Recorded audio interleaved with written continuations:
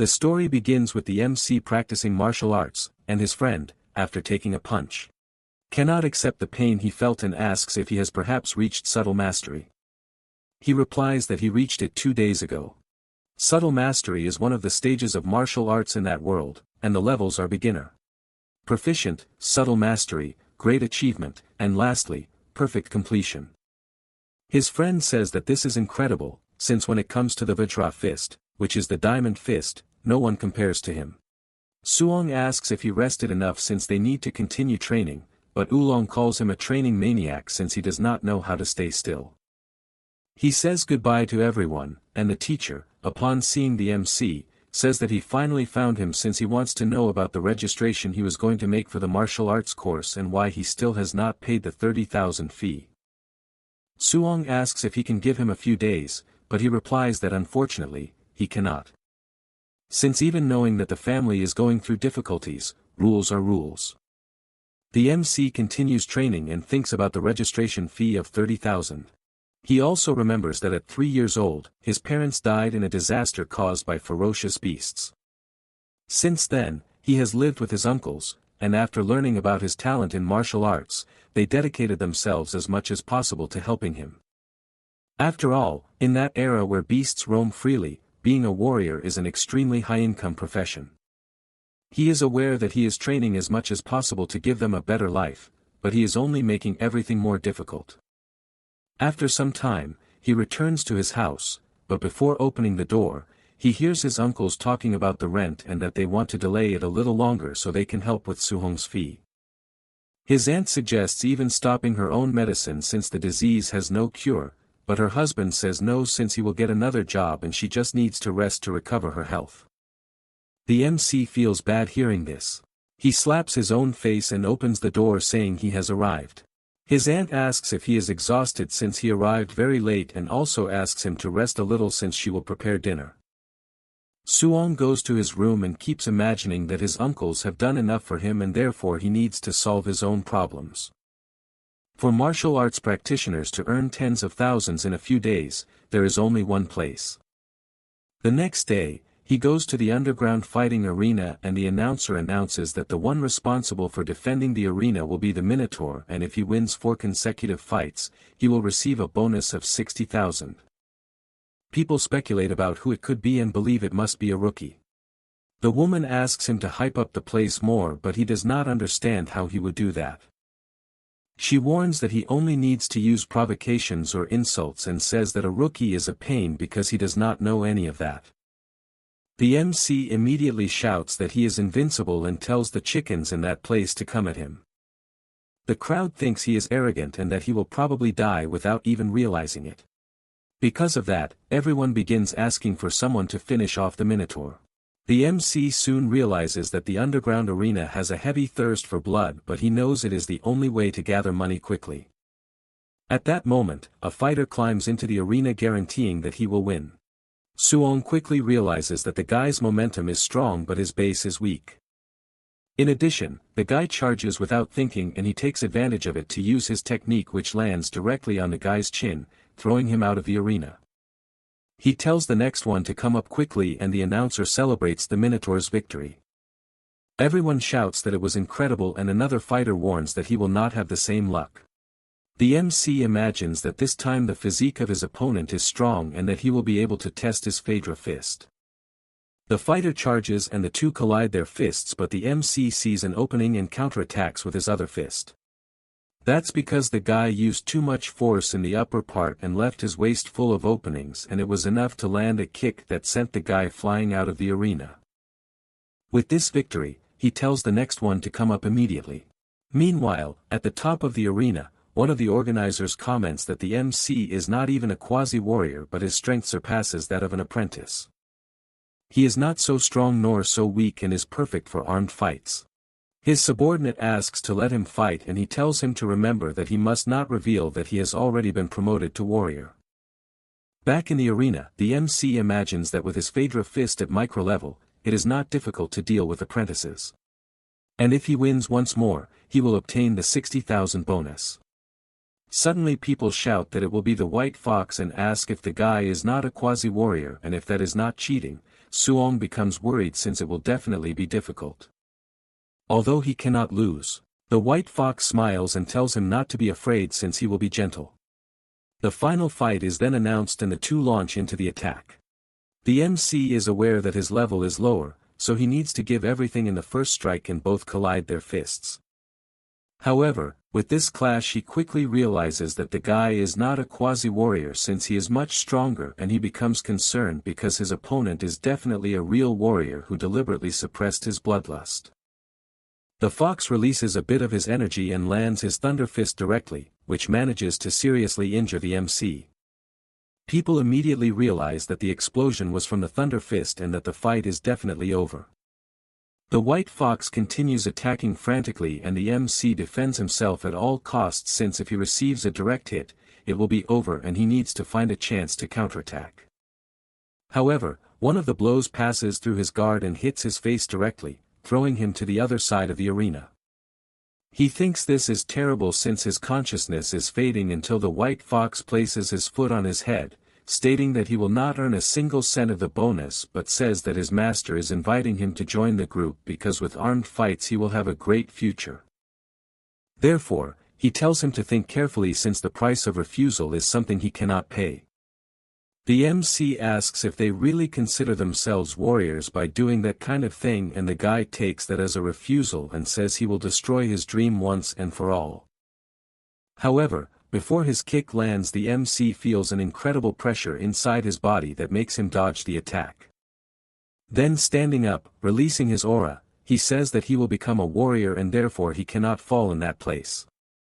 The white fox does not understand how he managed to stand up after receiving his thunder fist. The MC can only imagine that he will become a warrior and that he cannot let the sacrifice of his uncles be in vain.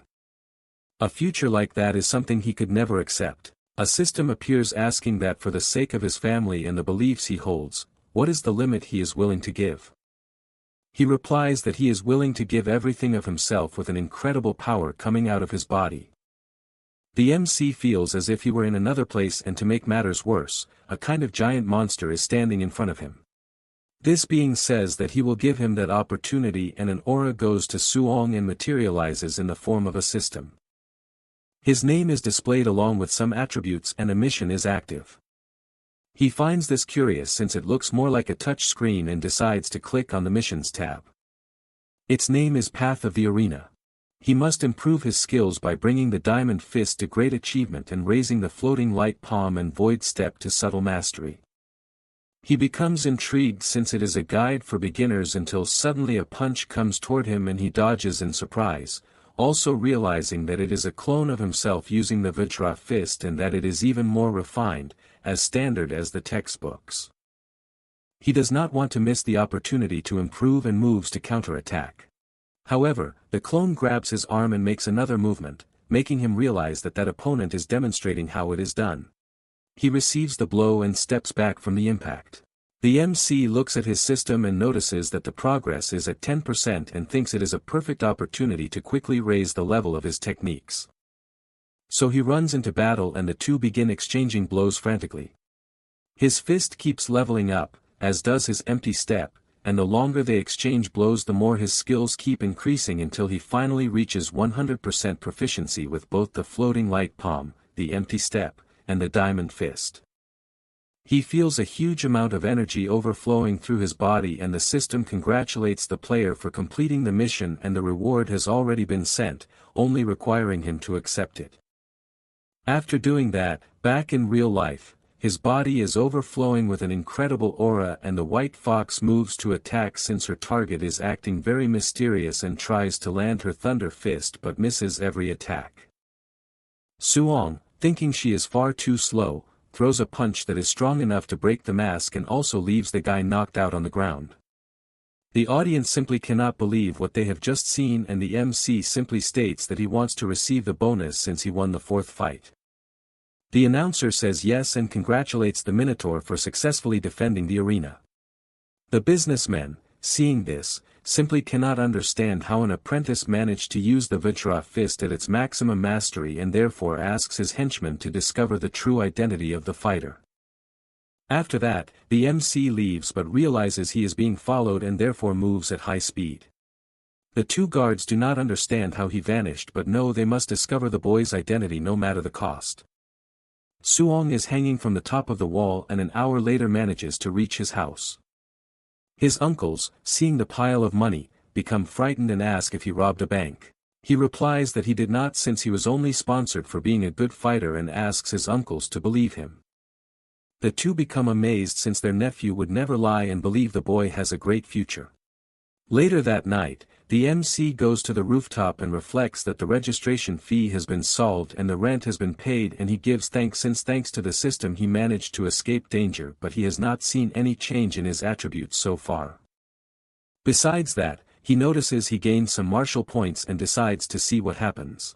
After placing some points into vitality, he feels his body overflowing with an incredible aura, and with that, he realizes he has reached the level of a near warrior. Because of this, he decides to place all the remaining points into vitality, and after doing so, he notices his physique has visibly increased and his wounds have also been healed.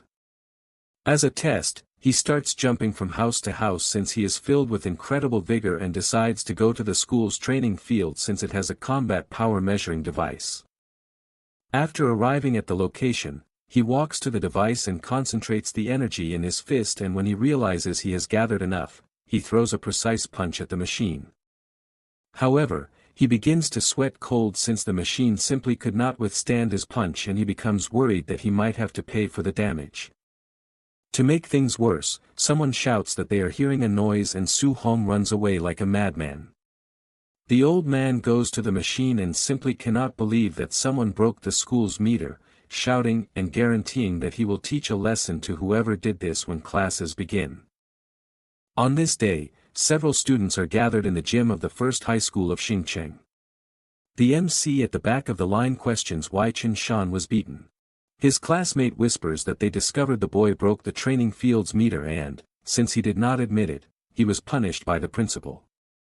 Su Hong sounds cold since he discovered who took the blame. The old man tells everyone to remain silent and says that he invited his comrade in arms, the grade 3 warrior Chen Tian, and that he will teach the Thunder Fist, which is a rank C technique. The class celebrates since it is the first time they see a grade 3 warrior, and this martial art costs hundreds of thousands in a dojo. The MC reflects that this technique was the one used by the White Fox and it was indeed a powerful punch. He knows that learning this technique would cost a lot of money and therefore he needs to take advantage of this opportunity. Chen Tian warns that he will train it from beginning to end 10 times and how much they learn depends entirely on them. He positions himself and throws a punch into the air, demonstrating it. At the proficient level, one can produce 3 thunder claps, and at the micro level there will be 5 thunder claps. Then he finishes by showing exactly the level he is currently at. He says that upon reaching perfection it will be possible to produce 9 thunder claps, but they should not be ambitious since they are at the beginner level and anything is profit. All the students begin practicing and several hours later they are completely exhausted since they made no progress at all. Lu Min, tired, cannot understand how he could learn this since rank C martial arts are extremely difficult and asks Su Hong if he perhaps learned it, but he finds it strange when he sees that he disappeared. On the other hand, Chen Shan managed to reach the beginner level and the boy questions how his brain works since he is definitely a genius. The principal says that the boy is the number 1 genius of the school and therefore wants to know if there is interest in guiding him. The warrior finds it amusing since in any other city that level is only acceptable. Then the two go outside and Chen Tian admits he wasted his time since the class is very weak. The principal disagrees with this since the students are only beginners and the man is looking for a top genius. The two continue talking while walking around the school until they are startled when they see the MC overflowing with incredible thunder throughout his body. The warrior shouts that that is the 7th thunderclap Thunder Fist and he never imagined that there would be a specialist of that level in that school. The principal says it is impossible since he has never heard of it and also points out that the clothes belong to a student and not to someone older. The warrior says that this is impossible since he only taught for half a day and there is already a student at that level of mastery. Suddenly the principal panics since, if he heard correctly, he heard 9 thunderclaps. Shen Tian becomes extremely excited since he understood everything and, gathering energy in his fist, uses the skill once again. With that, he manages to advance to 8 thunderclaps and manage to do it thanks to the MC who inspired him. The two run since they urgently need to see who the student is, but as they get closer they realize he has already run away.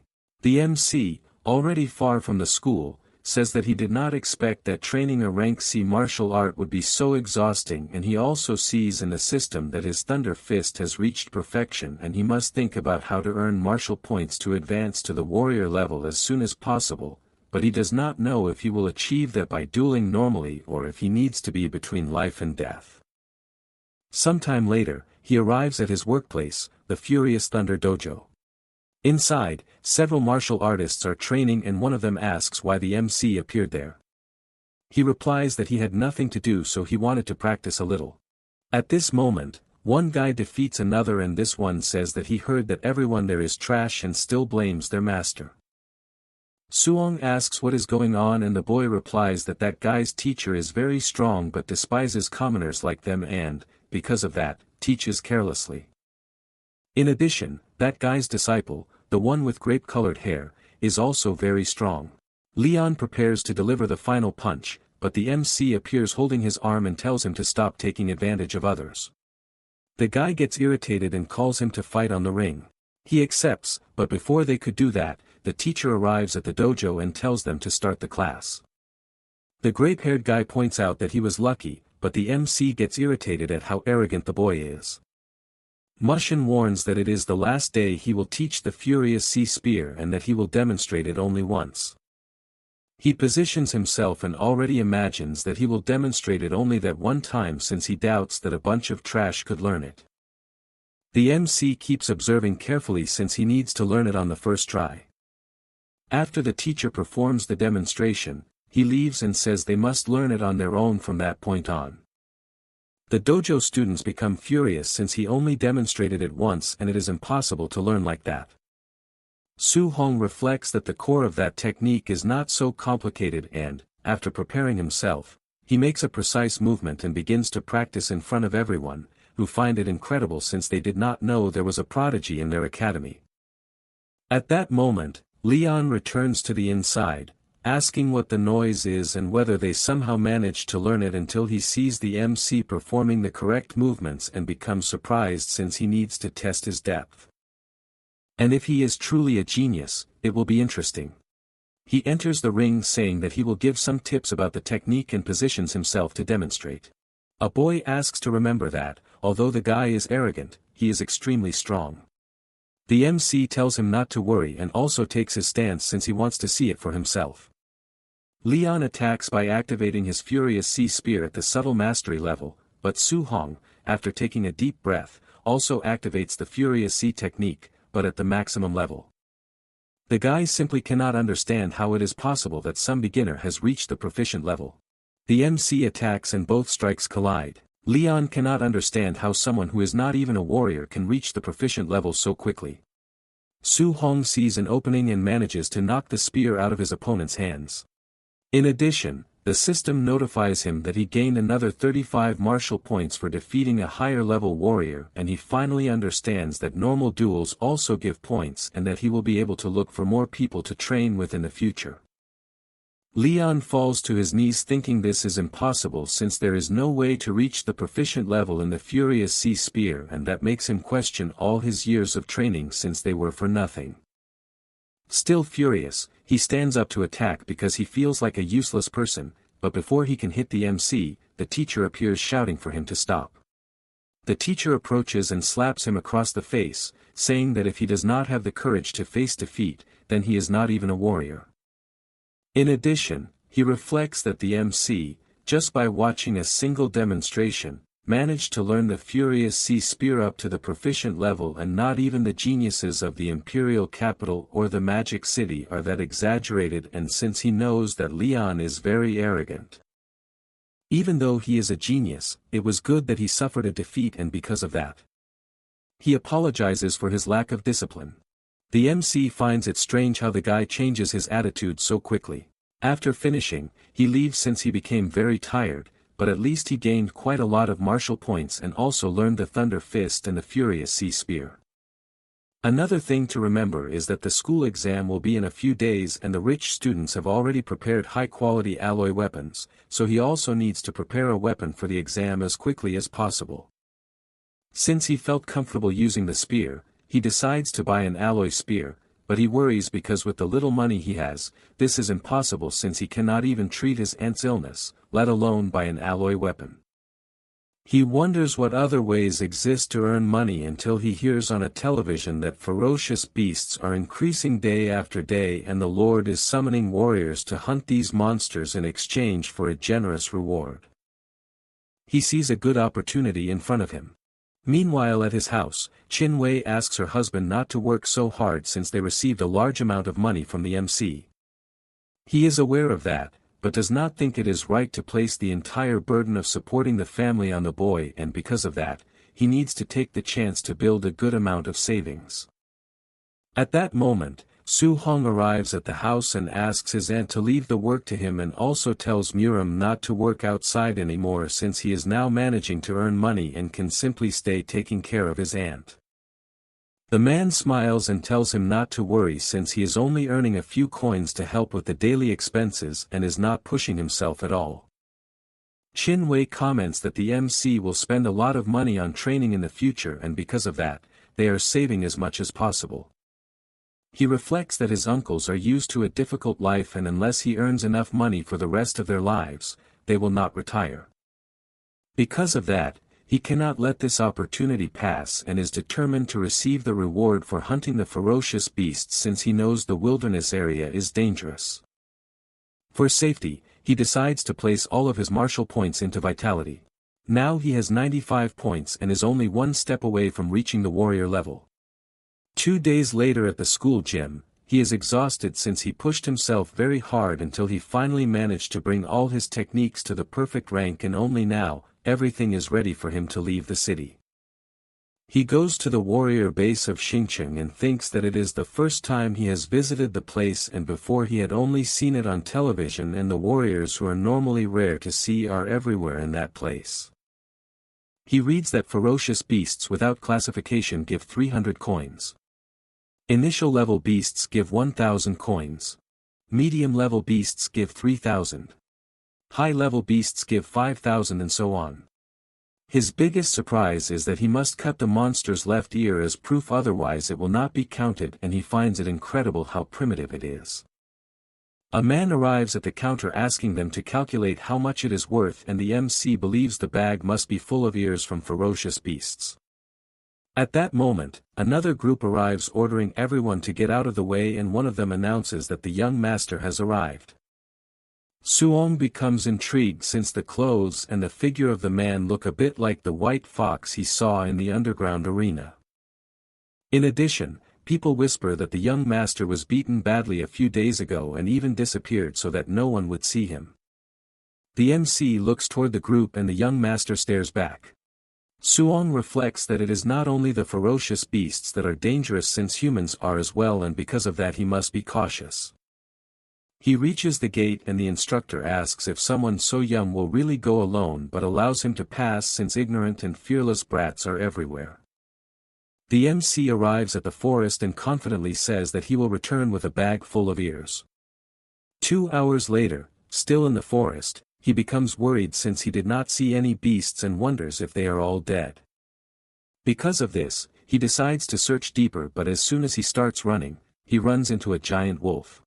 He knows that it is the Black Moon Wolf, a ferocious beast of the initial level. The wolf lets out a roar and charges at him. He dodges the first attack and gathering energy in his hand, strikes with the Thunder Fist which sends the wolf flying violently into a tree to the point that it falls dead on the ground. He finally feels the sensation of fighting a monster and it is more exciting than he imagined. His conclusion is that he can already kill a level 1 ferocious beast in the initial stage with just one blow and he does not know how it would be against one in the middle stage. As soon as he says this, a giant furious bear appears behind him but it is also defeated with just one punch which makes him realize that level 1 monsters will not be a problem so he just cannot mess with level 2 ones. He removes the ears and knows he already has 3,000 bonus guaranteed. At that moment, the system informs him that the accumulated mad dew points are already enough to advance to warrior and asks him to raise his level as quickly as possible. He becomes happy for finally being able to advance in level until he feels an absurd pressure and wonders what presence that was that he felt. Since it is a beast on another level, he runs to see what it is until he reaches the location and gets startled since it is a black jade python, a level 1 ferocious beast in the final stage. The monster hits the warriors who are in the place, throwing them against the rock and then attacks the MC as well since he was too close. He manages to dodge but the snake attacks too fast and strikes him with its tail, throwing him far away.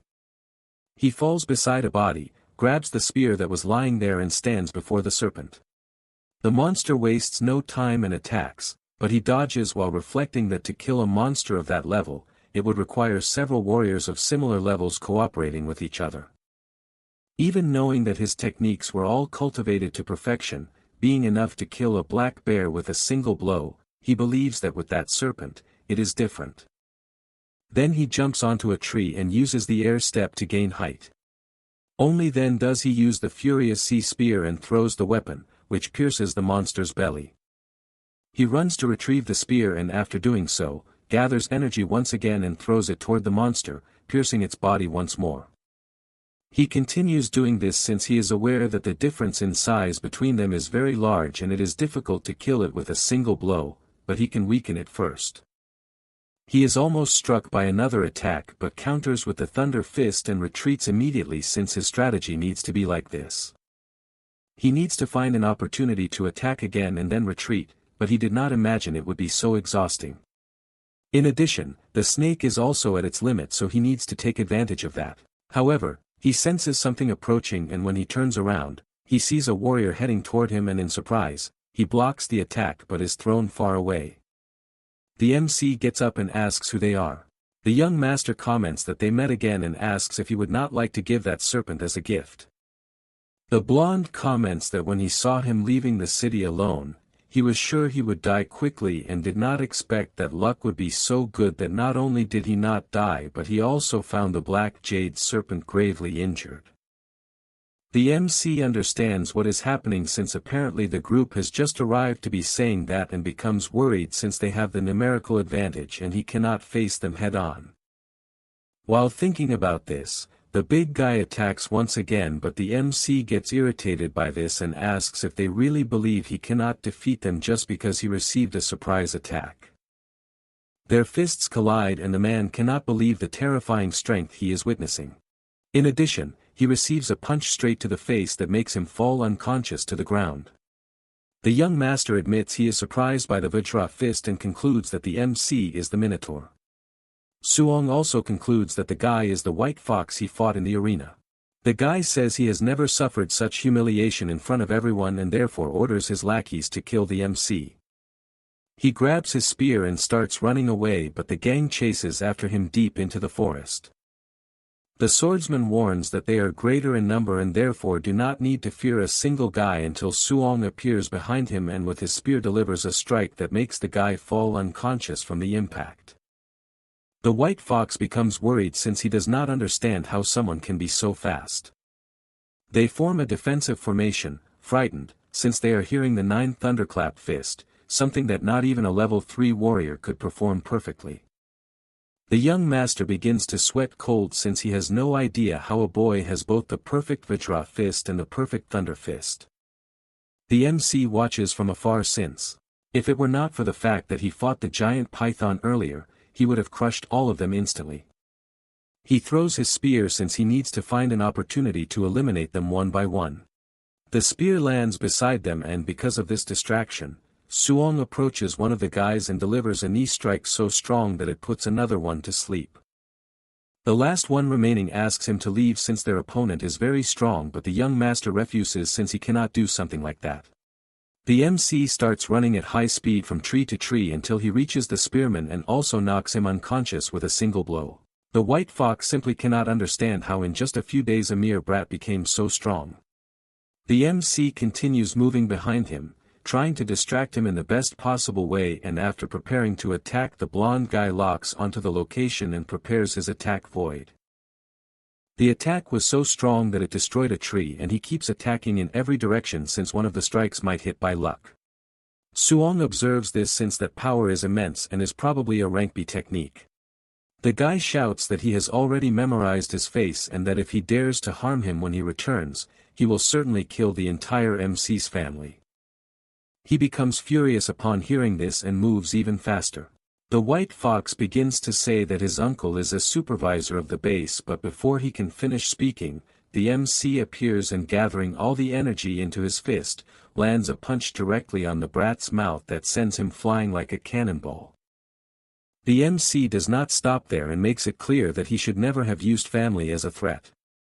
The white fox, extremely injured, tries to understand how someone became so strong since he is clearly still not a warrior. While he says this, the black serpent appears behind him and ends him with a single strike. The MC realizes he fought for too long and the monster ended up recovering its energy. The white fox group finally wakes up, finding MC bizarrely strong, and they have no idea where the young master is until they simply look to the side and notice Suong running toward them. But MC tells them to get out of the way since the black serpent is advancing in his direction. He dodges the strike, but the snake devours one of the warriors. Because of this, the system notifies that he indirectly killed a warrior and therefore gained 30 points. The same happens with the swordsman since the monster killed him, and a notification appears giving another 30 points for the indirect death. He is surprised since he had no idea it was possible to gain points like that. The snake prepares to attack him, but he goes into the air using his air steps since he gained enough points to become a warrior and knows that if he could find a safe place to advance, it would be perfect. No sooner does he think that than he sees a cave right ahead. He decides to run toward the entrance and the monster crashes into it, unable to enter because the entrance is far too small. Already inside, MC sees that the snake is persistently trying to get in and therefore quickly opens his system and starts spending his martial points as fast as he can. He begins to level up his energy like crazy and feels as if lava, not blood, runs through his veins. His points finally reach 100 and with that, he advances to warrior level 1. He feels an intense power overflowing from his body now that he is a real warrior. Then he looks at the snake since it is his turn to attack and, concentrating energy in his fists, lands a precise blow that throws the monster away as if it were nothing. He does not stop there and continues advancing toward its head. The monster tries to attack, but he firmly holds his spear and throws it against the monster's body. Then he prepares his thunder fist and punches the serpent's head, which is smashed against the ground. The dust begins to dissipate and he stands before it, gaining 92 points for this kill. He reflects that to hunt the fierce beasts, he needs to cut off their left ear to receive the money, but he does not know what to do with the snake since it has no ears. Seeing no better option, he simply leaves and on the way, finds the lifeless body of the young master, but thinks that the situation he ended up in was actually cheap compared to what he threatened to do. He decides to search the body to see if he can find something useful and finds a book containing the technique, void-piercing finger. At nightfall, he returns to the cave and fills the entrance with some stones. He also concentrates since he memorized the entire initial method of the void-piercing finger and now needs to use the system to completely master it. In his mind, his clone manifests through the system and immediately attacks with that technique. But he dodges the attack and begins using the ability to improve it, even reaching 97% progress. But the moment he learns the technique, he is struck in the head by the ability and the counter is still at 1% at the beginner level. He realizes that it is no wonder it is a rank B technique since even the beginner level already carries enormous pressure and he needs to find a monster to test it on. 3 days later, he finds a bear and tests his new technique, which finishes the monster with extreme ease. He finally reaches the perfect level and expected nothing less from a rank B technique and knows it is already time to leave. After returning to the warrior's base, everyone is surprised by the Thunder team since they managed to get a total of 230 from their hunt. But this quickly changes when MC arrives and draws the attention of even more people. The buyer shouts that there are 72 fierce beasts of level 1 at the initial stage, 83 at the middle stage, and 17 at the high stage, totaling 406,000 blue star coins. The people around simply cannot believe it, and he worries since apparently he killed too many and did not want to draw so much attention. Suddenly, an explosion is caused at the central base and people ask what happened since it is impossible for a place full of high-level warriors to be attacked. The one responsible for this was Yeki, the young master's uncle. He orders them to block the base to the point that not even a fly can leave. People ask what happened and he shouts that his nephew and the 4 warriors who accompanied him were killed. People cannot understand how this is possible since a powerful group of 5 people was killed. Other people celebrate this in silence since they know Yefang's character as he used to rob others just for being the supervisor's nephew. Yechi announces that a rank B technique that was with the young master has disappeared and because of that, all warriors must be searched and they will eliminate any suspect. Suong imagines that they have already seen the bodies and that it is clear they were killed by the black snake and because of that, it should not lead to him. However, the supervisor looks in his direction and he cannot believe it. The team walks toward him and the supervisor comments that he heard the boy alone killed the equivalent of 400,000 fierce beasts and that such an ability is impressive.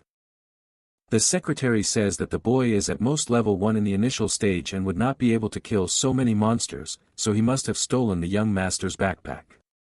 The guards walk toward him, ordering him not to resist or they will not be gentle. As soon as that is said, the tip of a spear appears in front of their faces. They cannot believe it since they could not follow how old the speed at which the spear was drawn. The MC announces that he is a student from the first high school of Xingqiang and therefore wants to know if they really want to search him, yet he imagines that the director of that school is famous for protecting his students. So it would not be wise to mess with the boy, however the suspicions are very great. In addition, he knows that if the MC really hunted the beasts on his own, it means he is an absolute genius and they cannot make the mistake of offending someone like that since the loss would be greater than the gain.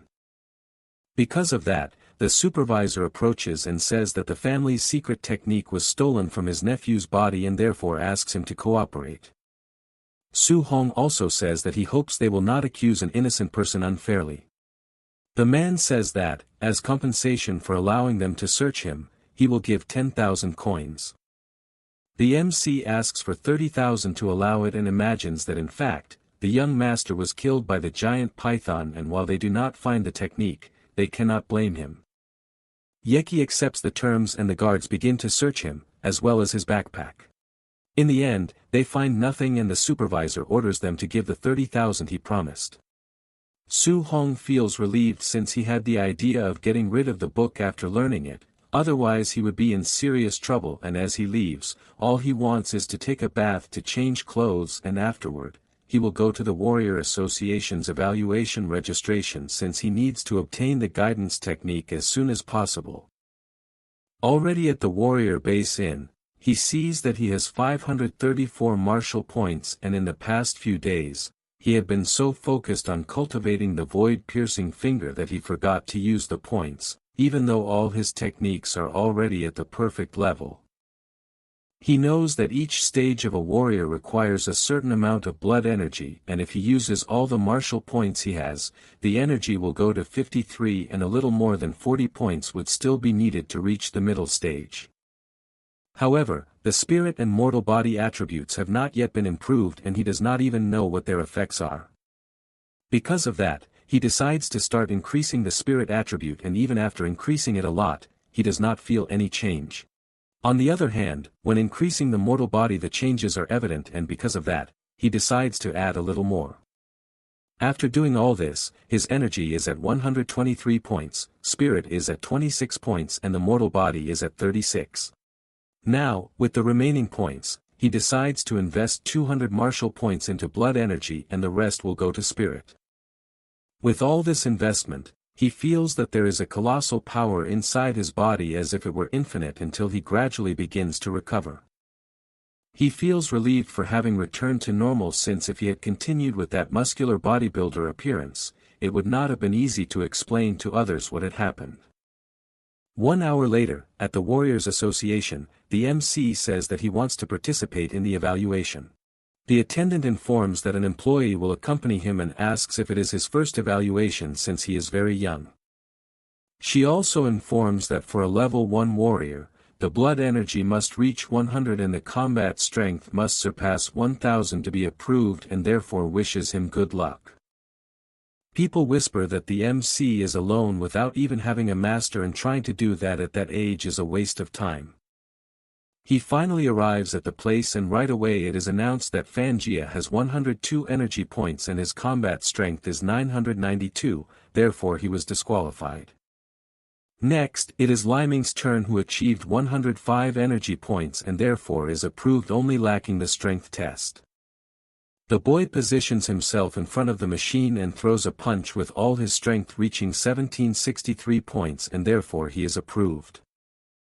Everyone around comments that they expected nothing less from the disciple of Jiangming from the Furious Thunder Dojo, since all of those disciples are talented. The MC reflects that the Jiangming they are talking about is the teacher he met by the nickname Mushin, and as far as he knew, his disciple was Lien, grape-haired, but apparently he has more disciples. The boy announces that it is the MC's turn and imagines that he took the evaluation at that age because he is a genius, and another person who is also at the same age is ridiculous.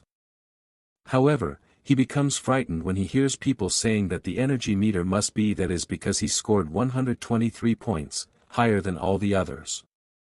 Liming tries to calm himself since high blood energy is useless because combat strength is everything. The MC positions himself to take the strength test and keeps imagining that he advanced to warrior and even improved his physique, so he believes that using 40% of his strength is enough. But if he holds back too much, it may be that the combat strength will not reach the minimum required. Just to be safe, he decides to use 50% of his strength, but when he hits the power machine, it is thrown violently against the wall to the point that everything explodes. Liming simply cannot believe that he sent the strength meter flying with just one punch, and that strength is terrifying besides not having used any martial technique. To make things worse, the score was 3004, considering that the strength standard of a level 1 warrior at the highest stage is at most 3000, so that number is unimaginable for a warrior at the initial stage. An employee comments to his master that it is the same boy from before and that his strength is simply terrifying.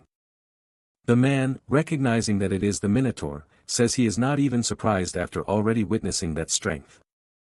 Meanwhile, in another place, Linxian, who is the president of the Martial Arts Association, becomes furious upon receiving the news that another genius has appeared in the neighboring city and everyone is bragging about it. And if her own city does not produce more geniuses, it will be a problem. At that moment, an employee appears shouting because a monster has appeared in the warrior evaluation. She is startled and the man explains that a level 1 warrior at the initial stage sent the machine flying with just one punch and reached 3000 combat points. Meanwhile, in the central hall of the Martial Arts Association, an employee tells the MC that first he will take him to the second floor to register his warrior identity and then they will withdraw the allowance. He thanks him, but someone appears saying that it will not be necessary since she herself will do it personally. The employee cannot believe it since the president of the association herself will proceed with the next steps. She introduces herself to Suong and asks him to follow her. He says that is fine and imagines that that person is the president of the association and that, as far as he knows, she is a level 5 warrior, although she is different in person from what he imagined. They go to the office and she asks if by any chance he is a student from the first high school, since the principal was lamenting the other day that the school that year only produced 2 ordinary grade 1 warriors and in the end, they were hiding a genius of that level. The MC does not know what to say and asks why he is there since he only wants to register as a warrior to withdraw his allowance and the guidance technique. The president asks him not to worry since his warrior card and monthly allowance are already in progress because she arranged it. As for the guidance technique, she herself moves on to the matter of teaching and asks how much he knows about this technique specifically. He says that in the books it was said that the spiritual energy of the world is divided into attributes and that the guidance technique is the method of absorbing this energy to strengthen the body itself, and that to absorb different attributes of energy, it is necessary to have a corresponding guidance technique. Linxian informs him that this information from the book is not wrong, but the technique is more than just a cultivation method, giving as an example the guidance technique of the celestial flames that she cultivated, mainly absorbing the energy of the fire attribute at the same time that it strengthens the body. It allows her attacks to have the destructive power of that element. In addition, if one manages to project the elemental attack outward, it can increase the range of the strike, and if a grade 1 warrior can at least wrap the fist with a fraction of the attribute, it would already be excellent. He is surprised to learn that guidance techniques can also be used to attack, since he thought it was only to absorb spiritual energy because the books did not teach anything about that. She explains that the spiritual energy of heaven and earth has 7 attributes, which are metal, wood, water, fire, earth, thunder, and wind. Although each attribute has its own advantages and disadvantages, in terms of pure attack power, thunder comes first, metal second, and fire third. However, the specific type of guidance technique that he will be able to cultivate depends only on affinity. Suong says he understands, since it is not as if he could train any guidance technique he wanted. She shows the crystal sphere that is used to test affinity, and that the larger the illuminated area is, the greater the affinity. Ordinary warriors have around 20 to 30%, she herself has 80% affinity, which is already considered very high, so she believes that a genius could certainly reach or surpass 90%.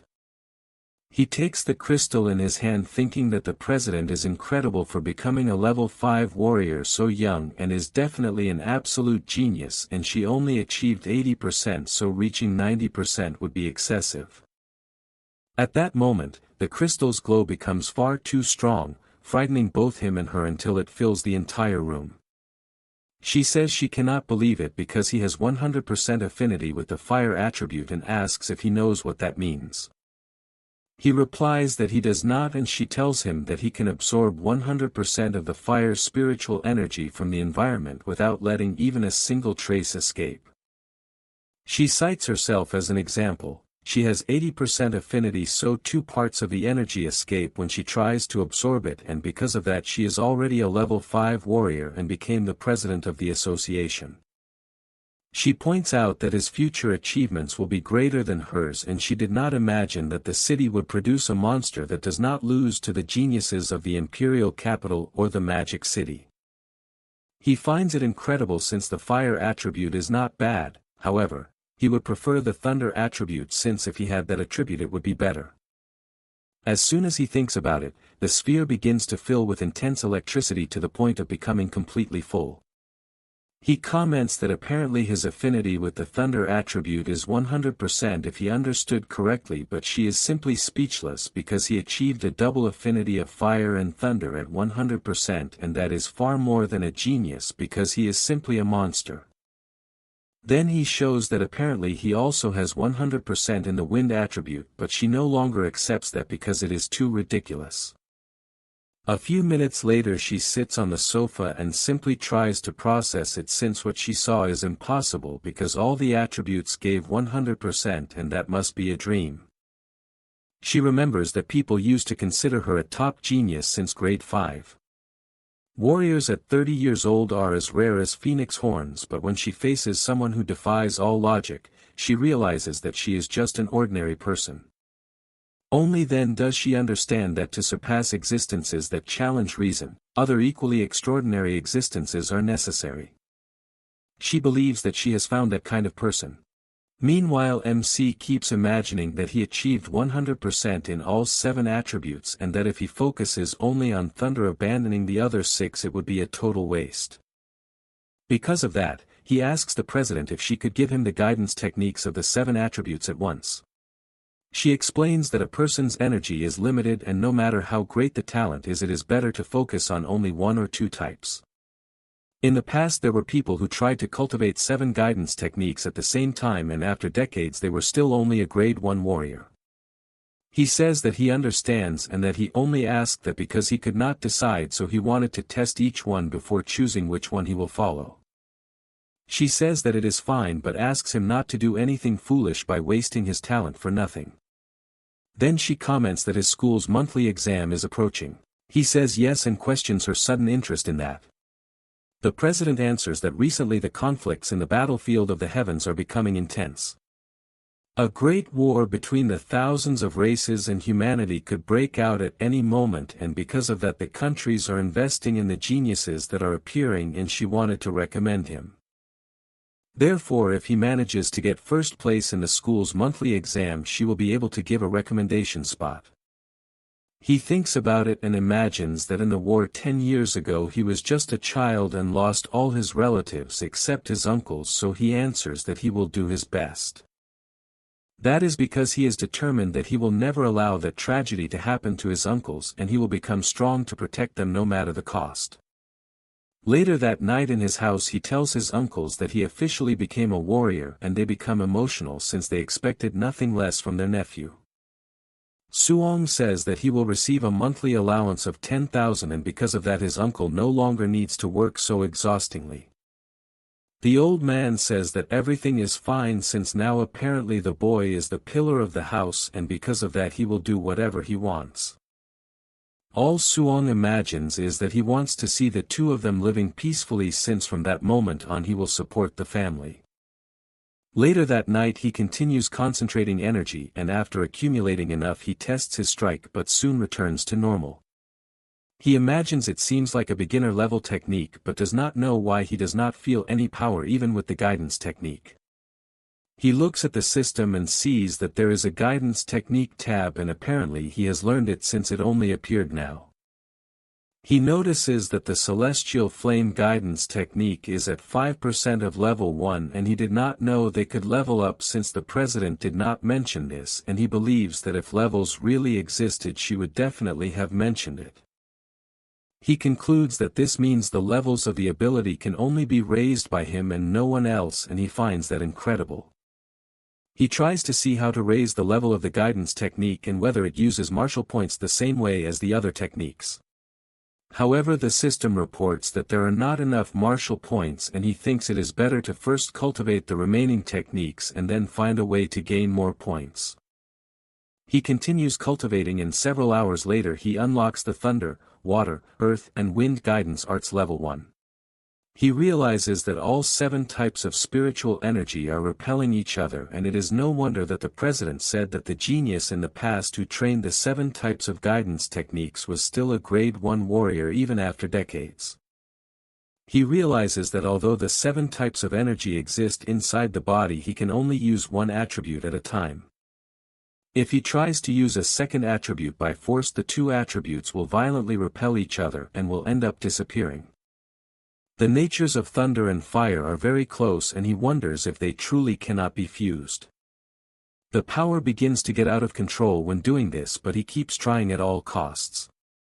The next day at dawn he decides to go just a little further and tries at all costs to make these powers fuse until he finally succeeds and feels relieved since it took the entire night to do it, and his next step is to go somewhere to test it. Su Hong goes to the martial combat plaza of the citizens of Xingcheng. This time he will try on a level 3 strength meter because that way he will not break it. He punches using the power of thunder, and this time he will use 30% of his strength since last time. He used 50% and it gave 3,000 power points. Now the result went past 2,300, and as far as he knows it should have been around 1,800, but it increased by 500 points. Now his test will be a little different since he wants to see the result by fusing the power of thunder with fire, and he punches the machine once again and the result surpasses 3,000. He is surprised because counting only his physical strength and the fusion of thunder and fire with 30% of his strength, he has already surpassed a grade 1 warrior at the high stage, and his energy is still 123 points, so it is extremely terrifying. This is only the fusion of 2 attributes, and if he manages to fuse the 7 attributes, he cannot even imagine the level of power he would become. Because of that, he decides to return to his house to try to fuse 3 attributes. After doing this for some time, he falls down lying on the ground since the difficulty of fusing 3 attributes is infinitely greater, as he tried several combinations with the 7 attributes and did not make the slightest progress. He wonders if it would be better to increase the level of the guidance technique to have greater success in the fusions, and since the next day is the monthly exam, he will obtain as many martial points as he can. The next day at the high school all the students are gathered and the principal points out that the monthly exam will be different from the previous one since the situation at the front line is tense, and from that moment on, there will be an elite training camp every year to select the geniuses who will train intensively. The resources of the training camp are vast in addition to a large amount of martial arts and pills and grandmasters as instructors. The 3 best students in this monthly exam will be able to participate in the elite training camp organized by Xingcheng. Everyone gets excited since it is an elite training camp, and moreover a grandmaster there is a level 7 while their director is only level 3. The MC finds it funny since the president said she would give a slot if he finished in first place, but apparently the top 3 will get a slot anyway. Lu Min goes to the MC and says that Chen Shan and Li Tu have already become level 1 warriors and many people have already learned the basics of the Thunder Fist, so they have no chance at all. Su Hong says he is surprised since he was absent from school for only 10 days and these guys have already advanced to warriors. His friend says yes since the director brought the veteran Chen Tian to teach the Thunder Fist and give private lessons to the talented students, and their energy surpassed 100 a few days ago. Those 2 can already produce 3 bursts with the Thunder Fist. The 2 geniuses joke with each other that they will show everyone what a true genius is. Chen Tian asks the director if he still has not found the genius of the 9 bursts of the Thunder Fist. He replies that he searched everywhere and did not find him and already believes he might not even be a student of his school. Just as he says that, he gets startled by more people arriving at the test. It was Jiang Ming asking why the old man looked so startled and saying that the quality of the students that year is not bad at all, and that is why he brought his 2 disciples since when the exam ends, the first place will be able to duel against them. Hunli gets irritated by this since the guy is clearly trying to humiliate him, but if he refuses, he will be admitting that the entire school does not have a single worthwhile talent. Jiang Ming then comments that obviously the quality of the students seems quite poor and that if they want to refuse, there will be no problem. Chen Tian interrupts and asks if he is really looking for a fight on purpose. At that moment, Leon warns his master that something is wrong and tells him to look ahead since he saw the MC among the students. Jiang Ming looks at the group and is shocked to see that Suong is really among the students. He begins to sweat coldly since he never imagined that a monster would be studying at the first school and thinks it is a disaster since he is definitely strong enough to defeat his 2 disciples without difficulty and he himself would be the one embarrassed. Because of that, he suddenly changes his tone and asks them not to be angry, saying he was only joking since his 2 useless disciples could never keep up with their students. Both disciples confirm this and say they surrender. The director and the instructor become furious since they are being provoked with sarcasm. Some time later, already in the arena, the MC is called to duel Chen Peng. His friend thinks it is bad luck that Suong has to face an almost warrior right away and tells him not to try too hard since it is not worth getting hurt. The boy ready for battle tells him to give up immediately, but the MC simply disappears with his incredible speed, grabs the guy by the head and slams him hard into the ground, winning the match. Lu Min simply cannot believe what he just saw since he has no idea when Suong became so strong to the point of knocking out an almost warrior with a single strike. He continues winning all the fights one after another and the instructor asks where Suong came from and why he was not present when he gave the private lessons. The director points out that he made a mistake by not noticing such talent before and, since he did not give him the necessary attention, ended up wasting a prodigy. Chen Tian feels a strange sensation that he has seen him somewhere before but cannot remember where. At this moment, the semi-final between Chen Shan and Li Tu, the 2 exchange frantic blows with similar strength, making it impossible to tell who is stronger. Li Tu warns that both of them are using the 3 Thunderclap Thunder Fist and that if he does not use the trump card he has, he will not win. Chen Shan counterattacks and tells everyone to look carefully at what the number 1 student of the school can do. The people are surprised to see that the boy is manifesting an attribute and, to make matters worse, it is the fire attribute, which has enormous power and only loses to thunder. Li Tu is not intimidated and says that anyone can manifest an attribute. Once again, the crowd is shocked because Li Tu can also manifest an attribute, and it is the metal attribute, which has even greater combat power than fire. However, it does not stop there as the boy also reveals his trump card, which leaves Chen Shan shocked because that is the 5 Thunderclap Thunder Fist, and there is not much he can do except receive the blow head-on. The director is astonished by this since the boy had been hiding his strength. Shen Tian agrees since in only 10 days he not only mastered attribute manifestation but also took the Thunder Fist to another level. Hun Li says there is not much that can be done against the micro-level Thunder Fist of the metal attribute.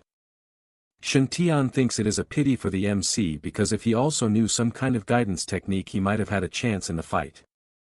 Jiang Ming hears this conversation and calls his old friend to make a bet, saying he will bet 50,000 on Su Hong's victory. The director asks if he has gone crazy because even though the MC is very good he still does not know the guidance technique, so he accepts the bet since it is easy money. The final finally arrives and Li Tu says the MC was very lucky for not crossing paths with him or Chen Shan earlier. Su Hong thinks that after hunting so many fierce beasts the students feel far too weak, but finally someone worth fighting has appeared. Li Tu tells him not to worry because if he reached the final he can consider himself the second best in the school, and he charges forward since he himself is the best. He wastes no time and uses his best move with the metal attribute. The students watching think this is absurd because the fight will end before it even begins since he is using the Thunder Fist right away. The MC prepares and also charges forward because he wanted to see where the limit of his physical body lies.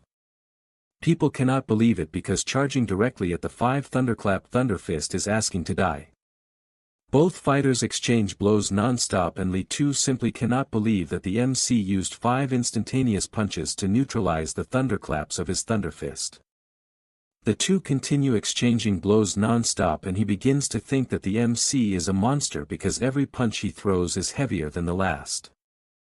The people are surprised because Su Hong has not even used martial techniques and is already tied with Li Tu, who is using the 5 Thunderclap Thunder Fist. Shen Tian suggests that the boy may have some kind of special physique, otherwise his strength would not be so exaggerated.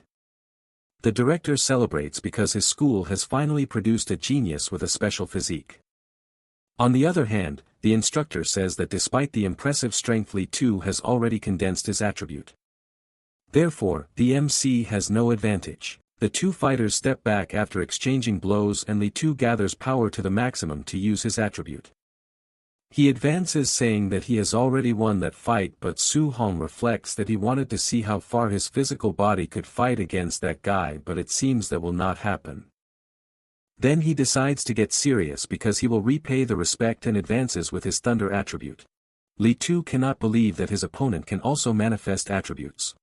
The same goes for the director and the instructor, who are simply left speechless when they see that a student has mastered the thunder guidance technique, since combined with his special physique it makes him one of the greatest talents, even frightening.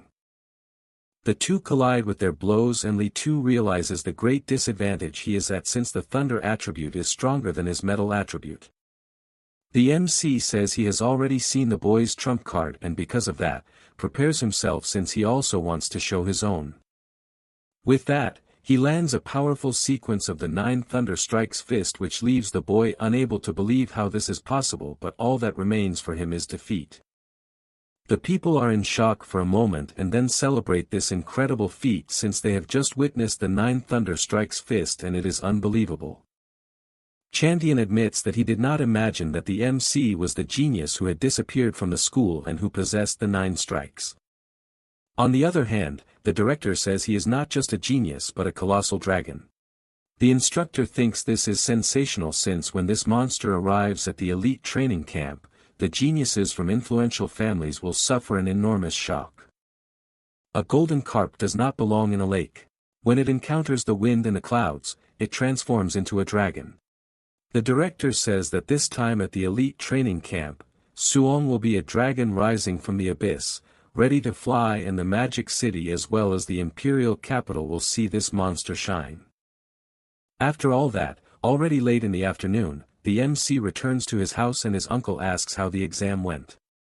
He says that he placed first and Muram is happy to hear that since in this way his boy will be able to participate in the training he had mentioned. At that moment, someone knocks on the door. It was a woman shouting, wanting to know if Suong lives there. He opens the door asking who she is. The woman says that she is the mother of Lin Yen from his school and, as he knows, the top 3 of the big exam will go to the training camp. But her son ended up in 4th place and because of that, she wanted to negotiate his spot. She offers 30,000 coins for him to give up the spot. The 3 of them cannot believe such absurdity and the woman becomes furious with that reaction and says that the training camp was created to cultivate geniuses who may go to the battlefield in the future and that it is even a place where people can die. Inside, everyone takes high-level pills until they are sick of them and use high-tier techniques. So with his financial conditions, he will give up halfway through and because of that. She says it for his own good. His aunt becomes worried and asks if it is really that dangerous. Muram tells her to calm down and asks if he can guarantee his own safety. The MC answers yes without any hesitation and the woman asks if they will really believe the promise of a child. Muram replies that he obviously believes it since participating in the training is his decision and he will believe in that promise, besides the fact that it makes no sense to believe a random person. After saying that, he closes the door in her face. The woman becomes furious and tells them to wait for elimination at the training camp. Inside, Suong comments that he did not hide the danger out of malice, but his uncle says that it is not a problem since he is aware that his nephew studied a lot and understands the training camp better than anyone and since he has determination, he will face all difficulties. Chinyu finds that funny and tells them not to get excited since they only need the boys. The MC guarantees that he will stay safe. Later that same night, he goes to the rooftop and imagines that he cannot let his uncle and aunt worry and because of that, he will never disappoint their expectations. He opens his system and sees that he gained a total of 285 martial points in the more than 10 fights he had in the monthly exam, but it is still not enough. He also does not know which high-level techniques or trump cards the twins at the training camp possess and to face them, he will prioritize increasing the strength of his physical body. He puts his points into mortal body until it reaches 64% and he wonders what will happen when it reaches 100% and whether he will obtain some special physique. Another thing that catches his attention is that the guidance techniques went to level 2 and he does not even know when. That is strange since he only cultivated them for a few days and did nothing else and he wonders if there are extra conditions for the level to increase. Because of that, he decides that he will try to raise the level once more. The next day at dawn, his guidance techniques advance to level 3 and not only that but his blood energy also increases by 3 points and that is a pleasant surprise. Outside, he says goodbye to his uncles and the two try to motivate him once again, asking him to return home with another first place in his pocket. After saying goodbye, Qin Wei finds it funny that her husband always speaks while trembling with worry even while disguising it and he says that he cannot help it since he does not want his nephew to worry. Suong continues walking until he looks to the side and the president of the association appears in a car doing a drift and tells him to get in. They head to the track and the MC, curious, asks what the president wants with him. Lin Xian says that there are some things to warn about regarding the training camp since. As the president of the association, she had access to the data of some participants. So, from what she learned, among the warriors, there are some monsters who are already level 1 warriors at the high stage and are not far from level 2. In addition, the techniques they possess are at least rank B. The MC is surprised since a level 2 warrior needs 200 energy points and apparently, there are already people in the class who are not far from that. Despite that, he is not afraid of rank B techniques since with his system space he can learn any of them quickly, even rank B ones. She reveals that he is the greatest talent she has ever seen in her life, without exceptions. But he lacks the same resources as the others and, because of that, even if he suffers some setbacks in the training camp, he will definitely surpass them. He thanks her for such confidence. She is surprised since, even knowing that his blood energy and techniques are inferior to those of the others, he remains extremely calm and, apparently, she does not need to worry about his mental state. After that, in the school car passing through the Tianlin mountain range, the two boys are startled when they find out where it will be since it is a place where many ferocious beasts gather. The director asks them not to worry since the training camp has a grandmaster watching over it and, in general, there will be no risk of death. The MC thinks about that mountain range and that it is gigantic and crosses several cities such as Xingcheng and Yangcheng. Not only is the spiritual energy dense and the ferocious beast numerous, but there are even beast kings in that place who are comparable to a level 7 grandmaster. The competition among the ferocious beasts is extremely cruel and, even if it is only a level 1 ferocious beast, its ferocity far surpasses that of beasts in other places. To the point that ordinary level 2 warriors would not dare to step into that place easily. They keep entering the forest and a huge number of monsters appear all the time. They feel that something is watching them and they wonder if the beasts might attack without warning. Suong imagines that the training camp competition will probably be as cruel as the massacre among the beasts and, for some reason, he is liking that feeling. After some time, they arrive at the camp and Li Tu says that he is curious to know the level of strength of the people present. The warriors stare at them and leave both completely intimidated except for the MC who does not lose any of his confidence and tells the two to keep moving forward.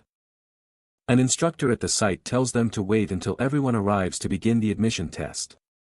At that moment, someone shouts that a certain group has arrived and when they look back they see several cars arriving at the place. People step out of them and everyone comments that the goddess Xiaoyan is so cool and beautiful that it is enviable. There is also Xinghe from the Lin family who they heard is already a level 2 warrior. Lastly, the son of the city lord, Tian Tua, is considered a barbarian god who has 95% affinity with fire in addition to a special physique. They pass through the middle of the crowd until the MC notices their presence and finds it interesting since they are 3 elite geniuses that the president mentioned and he is eager to see how genius they really are. The instructor announces that everyone has arrived and therefore he will announce the rules of the admission test. The training camp is located inside the Tianlin mountain range 30 kilometers from that camp. They will insert medallions inside some ferocious beasts and they need to carry a medallion to enter the training camp.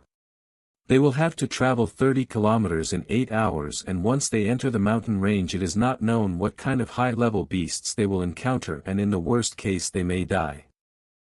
Su Hong cannot believe he will have 8 hours since it is too simple and he will have plenty of time to kill as many beasts as possible to gain martial points. One of the warriors asks what he should do if he encounters a beast many levels above him. The instructor says that if he is unlucky he will be eliminated but someone will be there to rescue their lives. Everyone becomes upset thinking this is unfair since most likely the strong will be eliminated while the weak will pass by luck since it depends solely on that. The instructor makes it clear that the world does not play house, giving the example of someone who arduously cultivated for 10 years and finally stepped onto the battlefield only to be crushed by a single punch from a specialist who happened to pass by. In that case he asks if they will protest that it is unfair. So if they do not want to encounter high-level beasts they should act cautiously avoiding all kinds of risks. They can also crush the weak or fight with numerical advantage. One of the warriors agrees since anyone who fears death should quit immediately so as not to waste everyone else's time. The guy becomes furious when he hears that and tells him to repeat it since he would love to go after him. The instructor makes it clear that fighting inside the camp is forbidden but once they enter the mountains it will not matter anymore. If a medallion is stolen or someone simply hits another person because he does not like him, there will be no punishment so everyone can do whatever they want outside the camp. The warriors glare at each other creating hostility right from the start. The MC observes that the training camp is indeed cruel since they encourage theft among them and with that rule he believes more than half of the people will be eliminated. Thinking about it more carefully he concludes that if he ends up fighting everyone it means he will gain more martial points. The instructor tells them to stop the nonsense talk since the test is about to begin and orders everyone to leave the camp. Immediately they run to the gate and head into the forest. The two warriors who were provoking each other continue fighting even on the way until they prepare their fists and start exchanging frantic blows without stopping for a moment. The MC watches from the top of a tree since he wanted to take the chance to see the combat power of the famous twins, but from what he is seeing it is nothing special, and even if he defeated them he probably would not gain many points. Because of that he decides to hurry and hunt some high-level beasts. The two fighters begin provoking each other, calling each other a poor bastard and a beggar, and this fight catches Suhong's attention, who becomes irritated and believes he cannot let these martial points pass for free. He arrives interrupting the fight between the two and tells them to play a little with him. The warriors ask if it is some kind of joke since another poor bastard showed up to bother them, and they want to know what level he has to think he can interfere in someone else's fight. The MC explains that they misunderstood since what he meant was for them to stop fighting each other and for both of them to fight together against him. Immediately one of them rushes forward, but the MC lands a knee strike that sends the guy flying like a rocket to the other side of the map. The boys simply cannot believe that a warrior of his level was defeated with just one blow, and he does not know what kind of fast technique that was. In the middle of these thoughts, the MC appears attacking and lands a full strike that almost sends the guy's head flying off. After defeating this guy, he goes to the warriors and tells them not to underestimate ordinary cultivators since they will regret it. At the same time, in the control center, the instructors who just watched the fight question where the MC came from since two warriors were in a heated duel, and the guy simply shows up and defeats both of them, and they believe they will count two eliminated. Huanglong warns that no, since the boys did not request rescue, the test continues. After some time, the two wake up and are startled. Lei Jun becomes furious since he has never suffered such humiliation in his life.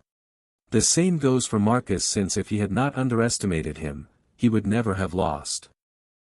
They stare at each other and the boy apologizes for the words he said earlier since they were not true. Lei Jun says it is fine and both help each other walk since they are willing to help each other with their revenge.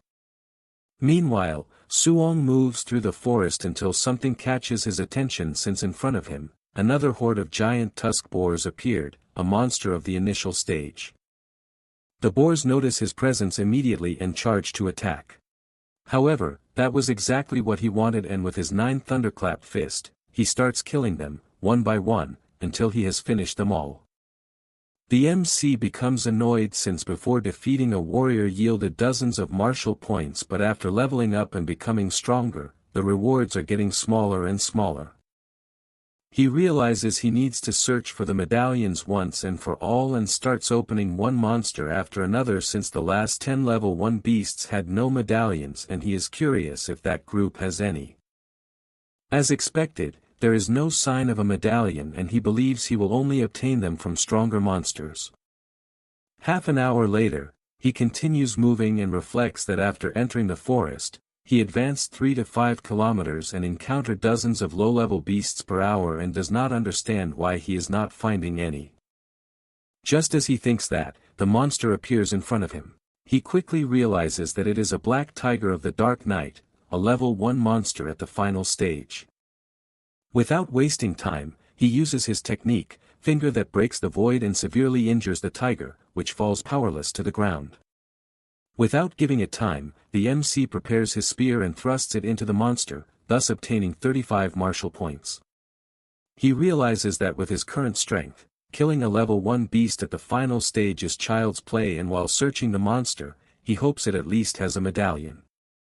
Luckily he obtains one, since he imagined that high-level monsters would have them, and it took him 3 hours to find that medallion. This makes him reflect that he found initial stage monsters everywhere, but encountering that tiger took much longer, and apparently the deeper he went into the mountain range. The higher the level of the beasts, but the smaller their number. Although the black tiger yields more martial points, he only ends up finding one every half hour, so if he decides to hunt low-level beasts on the outskirts of the mountain range, he will end up gaining more points in the same amount of time. So instead of focusing on quality, he thinks it is better to focus on quantity. Since there are still 5 hours left until the end of the test, he decides that he will gather enough martial points to complete the progress of his mortal body. He carries out a massacre with the monsters, leaving none behind that he finds along the way. At the time, some stronger ones appear, but he manages to dodge calmly, and while preparing his fist, he imagines that he has fought dozens of level 1 beasts and finally found another at the middle stage, which with just one simple punch, he was able to launch the bear like a cannonball against a tree, which even while screaming in pain, realizes that the MC is not joking and is finished with another precise blow that even destroys the tree with the impact. He reflects that his mortal body has reached 60% and he can kill middle stage beasts using only his physical strength. Currently, he has 254 points and needs a little more than 100 to complete the progress of the mortal body. Since he knows that only 3 hours remain, he decides to hurry to gather those points. Suddenly, a loud roar echoes through the forest and he is startled since he does not know what that sound was until a giant bird appears flying and he wonders if it might be the legendary king of beasts, the golden ping. The monster flaps its wings causing a colossal windstorm that leaves the MC surprised since the power of a king of beasts is truly overwhelming. Some trees are destroyed and the MC tries to protect himself, imagining what kind of ferocious beast that is. He admits that recently, he had been a little arrogant regarding his own strength, but facing that top-tier monster, he realizes he is nothing more than an ant. Only then something catches his attention when he sees someone approaching the monster while flying.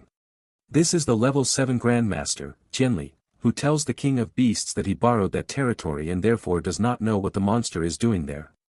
Ping, who is the golden bird, replies that he never said he would lend it to anyone. The Grandmaster makes it clear that he will have to beat the bird until it agrees and lands a direct punch that makes Ping scream from the impact. He tells it to stop making noise and begins unleashing a huge combo across the monster's entire body. Then he once again tells the King of Birds to get out of that place since the territory is being used by him. The monster, even though furious, flies away but warns that it will get revenge someday. Tianli takes a deep breath and shouts to everyone in the forest that he is the level 7 Grandmaster responsible for taking care of the camp and therefore they do not need to panic since the test continues. The MC is surprised since that is the power of someone at level 7, but he knows that sooner or later, he will have to reach that level. Tianli returns to the camp and comments to the supervisors that he only borrowed the territory from the Golden Wing Ping and believed it would be easier if the monster had simply accepted it, but in the end, he had to beat it up. Bai Mu, who is a level 5 warrior, says he expected nothing less from a Grandmaster since he is as strong as the rumors say. Linz, who is also a level 5 warrior, agrees since the King of Beasts, who is famous for having an indestructible body, was subdued without mercy. Tianli tells them to stop the flattery and orders them to follow him to the monitoring room since he wants to see who managed to withstand the pressure of the King of Beasts. After arriving in the monitoring room, the assistants say that those are the monitoring recordings and most of the students cannot move under the pressure of the bird. The old man sees that a genius killed a group of black tigers at the final stage and still resisted the pressure of Ping with ease, so he wants to know his name. His assistant says his name is Tian Tua, level 1 at the final stage. He has 340 energy and a 95% affinity with fire. He possesses the special physique barbarian god body and has superhuman strength besides being the son of the city lord. The Grandmaster recalls that the city lord treated having children like a lottery and even had more than 100 until finally one turned out well. Then he asks about another boy he saw managing to escape the pressure of the King of Beasts using a refined movement technique. Bai Mu explains that he is Xing He. He is at level 1 in the final stage. He has 325 energy and 96% affinity with wind besides being from the Xing Qing family. Lastly, he notices a girl with enormous mental power since she managed to use her mental strength to nullify Peng's pressure. She explains that she is Xiao Yin. She has 290 energy and 95% affinity with the wood element. The old man finds the geniuses of that year interesting since 3 of them managed to deal with the pressure of the King of Monsters with ease and he wonders if there might be another talent. She says there are a few more and, after mentioning the 10 she has in mind, says they are the only ones who possess at least mid-stage strength and did not lose consciousness under Peng's pressure. The old man realizes they are all children of influential families and asks about the students from the first school. She says those students are still at level 1 in the first stage and 3 of them advance to the camp, but they are nothing special. He tells her to forget about them since he does not want to waste time with a school that has the reputation of being nothing special. At that moment, Lin shouts that something is wrong with another student and points at the MC, saying the boy just passed through the pressure of the king of beasts and still has plenty of energy to keep hunting. Bai Mu reads about Su Hong and, completely startled, says he is the monster from the first school. Her partner grabs the report and tells her not to scare the Grandmaster with this monster talk, but he also becomes shocked when reading about the MC. The old man decides to look as well, since he does not understand why 2 level 5 warriors are so startled by a mere level 1. After all, they have already witnessed all kinds of monsters. However, he is even more shocked and questions whether the boy is truly human. This is because the report states that the MC has 100% affinity with all attributes and also possesses a special physique, and he does not know if another monster like this exists in the world. The old man becomes extremely excited, since it makes no sense for such a monster to appear in a small city as he is a genius that appears once every millennium. He realizes that he has finally found a treasure but stops to reflect since the MC is only level 1 and has 123 energy, which makes no sense. Bai Mu, a bit embarrassed, reveals that the boy is cultivating the 7 techniques simultaneously and because of that, his energy barely rises. He becomes furious when hearing this, since it explains why his blood energy is not rising. After all, not even a god could accomplish such a feat, and he does not understand what the association president is doing since apparently, she did not properly explain things to the boy. At that moment, an instructor reports that some students have returned to the camp, and when he goes outside, he notices that the 3 geniuses arrive together. 6 hours after the beginning of the test, more students arrive even though they are completely exhausted. 7.5 hours later, everyone is restless, asking to end the test soon since they are certain no one else will appear after so much time. The Grand Master wonders where the MC monster is since he has not appeared yet, and he does not want to lose such a precious treasure even in his dreams. Only then does he feel relieved when he spots him. Su Hong, completely exhausted, thinks he made it and was so focused on gaining points that he almost forgot about the time. He enters the camp and the warriors cannot believe how dirty he is and cannot even imagine how many beasts he killed to end up in that state. The 2 guys who got beaten by him become excited since they want revenge, although Marcus tells them to calm down since once they enter the training field, they will have many ways to teach him a lesson. The 3 geniuses realize that the MC passed in last place and is probably an interesting specialist. The instructor announces that the 8-hour time is over and whoever has not arrived by now will be eliminated from the test. And the next step is to present the camp's facilities and rules. He informs them that the camp has several important facilities, namely the gravity training room, the movement training room, the ferocious beast laboratories, and the martial techniques pavilion. In the pavilion, they can exchange for martial techniques, movement techniques, pills, and weapons, and the highest level reaches rank A. MC hears this and soon realizes that his decision to go to the camp is proving to be more and more worthwhile. Linz warns that in order to use all the facilities, they will need enough contribution points, and there is only one way to obtain them, which is through each training subject. Basically, excellent performance guarantees extra rewards and, since it is late, he says that whoever wants to train can go and the injured students must accompany him to the dormitory since they cannot allow them to die for no reason. MC goes to his room and feels relieved that it is a single room since, in the future, when he cultivates and levels up, he will not have to worry about disturbances.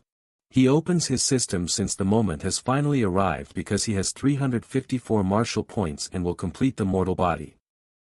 He begins to distribute the points until the evolution of the mortal body reaches 100% and his body prepares for this evolution. The power begins to spread throughout his entire body until the enormous pressure gradually dissipates until it completely calms down. He finds it incredible since just an explosion of physical power already has such strength, and he reads in the system that the talent obtained was the supreme body, a resistance with the greatest physical strength among all bodies in the world. He admits that he has never heard of it and also notices that the spiritual grade is at 0%, which means that the supreme body can still level up and will probably be extremely challenging. He cannot hold back his excitement since he needs to test exactly how great the strength of that supreme body is. He picks up his spear to go test it but is startled when he sees that the weapon is made of rank C alloy, and just by holding it, he almost broke the metal, and he becomes worried since they are very expensive and he even spent a fortune. Only then does he remember that, in fact, he found that spear in the middle of the forest, and from that moment on, he will gather contribution points as quickly as possible to exchange it for a rank A spear. He puts on his jacket imagining that he will earn contribution points just by using a weighted vest and wonders how many hundreds of kilos he will be able to endure. He goes to the warehouse and people are simply impressed since Jiantua endured 3.000 kilos and even said it felt light, managing to jump with ease. Xiao Yan comments that Jiantua's strength is definitely equal to that of a monster. The supervisors are observing from the monitoring room and say that they expected nothing less from a great genius since he managed to carry 3.000 kilos with ease. Bai Mu, intrigued, asks when they will speak in detail with MC about him cultivating 7 guidance techniques simultaneously. The old man says they cannot be so direct since geniuses have strong pride and speaking directly will only cause the opposite effect, and they will have to use some methods to make the boy give up on his own. Then he asks if the warriors organized for the night attack have already gathered. His assistant says it will take some time since organizing people to match the strength of each student is a bit complicated, and excited, says that they have just finished the test and must have their guard down, and when they suffer a surprise night attack they will fall into despair.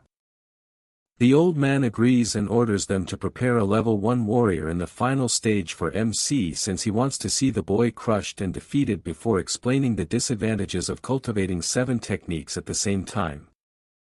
His assistants are shocked by this since the blood energy of a level 1 warrior in the final stage exceeds 400 points and the combat power is above 5.000, while Su Hong's blood energy is only 100, and they wonder if it is not too dangerous and could end up destroying the boy's conviction. He replies that this is nonsense since he is only correcting his mistake, and if his conviction is destroyed that easily then he is nothing but trash. Meanwhile outside everyone is commenting that the genius Jiantua will train in the gravity room, and because of that everyone runs there just to see it. Su Hong arrives to do the weight test and sees that the room is empty. He picks up the so-called smart bracelet that calculates the points and goes to where the weights are. He notices that the heaviest one reaches 10 tons and is made of super heavy alloy, and he cannot imagine who could move that. He picks it up just to test and realizes that it is far too heavy, and although it would even be possible to wear it, it would greatly harm his speed and he would not be able to endure it for long. He decides to take the 5-ton one and tests it by jumping in every direction. After testing it, he realizes that currently it is the most suitable weight for him to move normally, and he starts imagining what weight the trio of super geniuses used since they are at level 1 in the final stage and might even be a little stronger. In any case, he puts his clothes back on since he also wants to observe their training to learn something. Everyone is gathered, surprised since Jiantua entered the gravity room without even removing his 3-ton vest and even set the gravity to 2 times, which is absurd since he is under pressure as if it were 6 tons. Only then does the MC realize that Jiantua's weight is only 3 tons and apparently he had the wrong idea about the boy. At that moment, he sees the other 2 students from his school and asks if they will not train in the gravity room. They reply that the people there are far too strong and they are falling too far behind, and that if they entered the room, they would only embarrass themselves. The MC tells them not to say that and goes to the room. His friends ask if he is not afraid of embarrassing himself. The same goes for the other warriors, who point out that the MC is a clueless guy and that he probably is not even wearing a weighted suit and wants to try to surpass Jiantua by multiplying the gravity. Suong enters the room since he knows that a gravity room costs a fortune and only influential families could afford one, and therefore he cannot let this opportunity pass. Inside, he reflects that he is wearing a vest of 5,000 kilos, and if he doubles the gravity, It would be as if he were wearing a vest of 10 tons and he would only endure it for a few minutes. Because of that, he sets it to 1.5 since that way, he will be able to endure it for long. However, he feels his body becoming extremely heavy. People begin to mock him while watching through the big screen and say that he set the gravity to only 1.5 and is not even wearing a vest and that he definitely is nothing more than a weakling. The MC begins to meditate thinking that he could expect nothing less from such an expensive gravity room since the difficulty of cultivating the guidance techniques increased a lot but the cultivation speed accelerated drastically. 2 hours later, he continues meditating but is completely exhausted. He notices that except for the thunder and flame techniques, all the others have increased one level and his blood energy increased from 126 to 130 points. He turns off the device since he is confident that the movement room and the ferocious beasts room must be just as incredible as the gravity room. He leaves the room completely exhausted and some warriors, seeing this, say that the last place finally came out and since he is not wearing a weighted suit, it is pathetic for him to be sweating under a gravity of 1.5. However, he removes his shirt since the weighted vest has terrible ventilation and is making him die from the heat. Only then do the two boys enter a state of shock when they see that Suong is actually wearing a 5,000 vest and that he was even using it inside the gravity room. They believe they saw it wrong and think about asking how many kilos it actually has. His friend says that judging by the fact that he finished in last place, he believes it is actually a weight of 500 kilos and not 5,000 and it was something so heavy that it felt like torture but even so, it shows that the MC is not that weak. They say that one way or another he does not compare to Tiantua at all. At that moment, everyone starts shouting that Tiantua is leaving the room with 6 tons of pressure and endured it for 2 hours. They think this is insane since the guy's physical resistance is definitely that of number 1 in the training camp and if it were them, they themselves would barely be able to handle 500 kilos. The genius throws the weight on the ground which falls with such force that it leaves everyone in the camp shocked by that weight.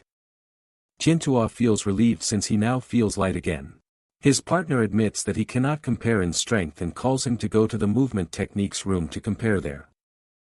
Tiantua tells him to stop joking since the guy is a practitioner of Renki movement techniques in addition to having the winded tribute so it would be idiotic to try to compare. Suong hears about this Renki movement technique and finds it interesting since even having the supreme body, he is interested in a movement technique of such a high level. Everyone goes to the place and is surprised by Xinghe since the guy is at level 10 while they themselves can barely reach level 3. The white-haired genius is so fast that their eyes can barely follow for a second and he still has energy to show off since petals of flowers are coming out from somewhere and they have no idea why. The MC immediately copies the steps of the ascending Hong and analyzes them every second. Then he begins to walk toward the machine which draws everyone's attention. The MC starts dodging the lasers and people cannot believe that he just by watching managed to copy Xinghe's movements and they cannot believe it is possible to copy a Renki A technique so easily. Suong inside his system is repeating the movement he witnessed hundreds of times and increasing his proficiency more and more until he finally manages to obtain the ascending Hong steps at beginner level. He feels relieved since he now has his first Renki A ability but he found Xinghe's movements very extravagant and embarrassing and he had never seen that technique being performed in a normal way so he had to copy it exactly. Having learned the technique, he knows he no longer needs to train in the movement room since he can go straight to the ferocious beast room to gain martial points and increase his blood energy. However, he is startled without understanding why people are looking at him and the crowd says that the pose he made was incredibly flashy and that he really copied Xinghe's technique. He simply cannot believe that he was doing all those movements in the real world as well as inside the system. Because of this, he runs away like a cannonball since everyone is begging him to keep doing that movement and at that moment, he realizes he is being followed. This is because the duo he defeated has finally found him seeking revenge and noticed that he is going to the ferocious beast's room so they believe they should go as well to beat him up when he comes out. In the ferocious beast's room, several warriors are gathered. Tian Tua asks if Xiao Yan really wants to compete to see who kills more ferocious beasts, and she replies that she just wants to know which of them is number one in the training camp. He asks her not to believe that spiritual mental power can defeat the body of the wild god, since that would be underestimating it too much. She retorts that actually he is the one underestimating others. The MC watches and finds it interesting to see a spiritual mind master, since he has never seen one fight in person, and believes it is better to watch first since he can kill the beast later to gain points. On the big screen, he sees her flying, and this surprises Su Hong since techniques that allow walking in the air are only used by great masters, and now he understands her specialty. She gathers energy in her hand and fires countless lasers that finish off all the supreme level beasts, and the MC finds this incredible since in moments, she killed 3 black tigers of level 1 at the maximum stage. But he is curious about those rays of light. At that moment, another much larger tiger attacks from behind, but she simply paralyzes it in the air, making Su Hong understand that spiritual force can control and throw enemies by force. She uses her laser once more to kill the monster, and only then he understands that the rays of light are actually daggers.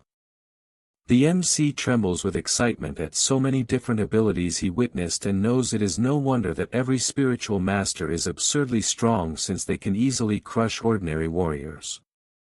Suddenly everyone shouts, questioning what giant sword is that they are seeing. This is because Xiao Yan materialized a giant sword in front of the black python, and with just one movement cuts the monster in half as if cutting butter. The MC is shocked by such power, since he was sure the girl did not have a weapon and that it must weigh several tons.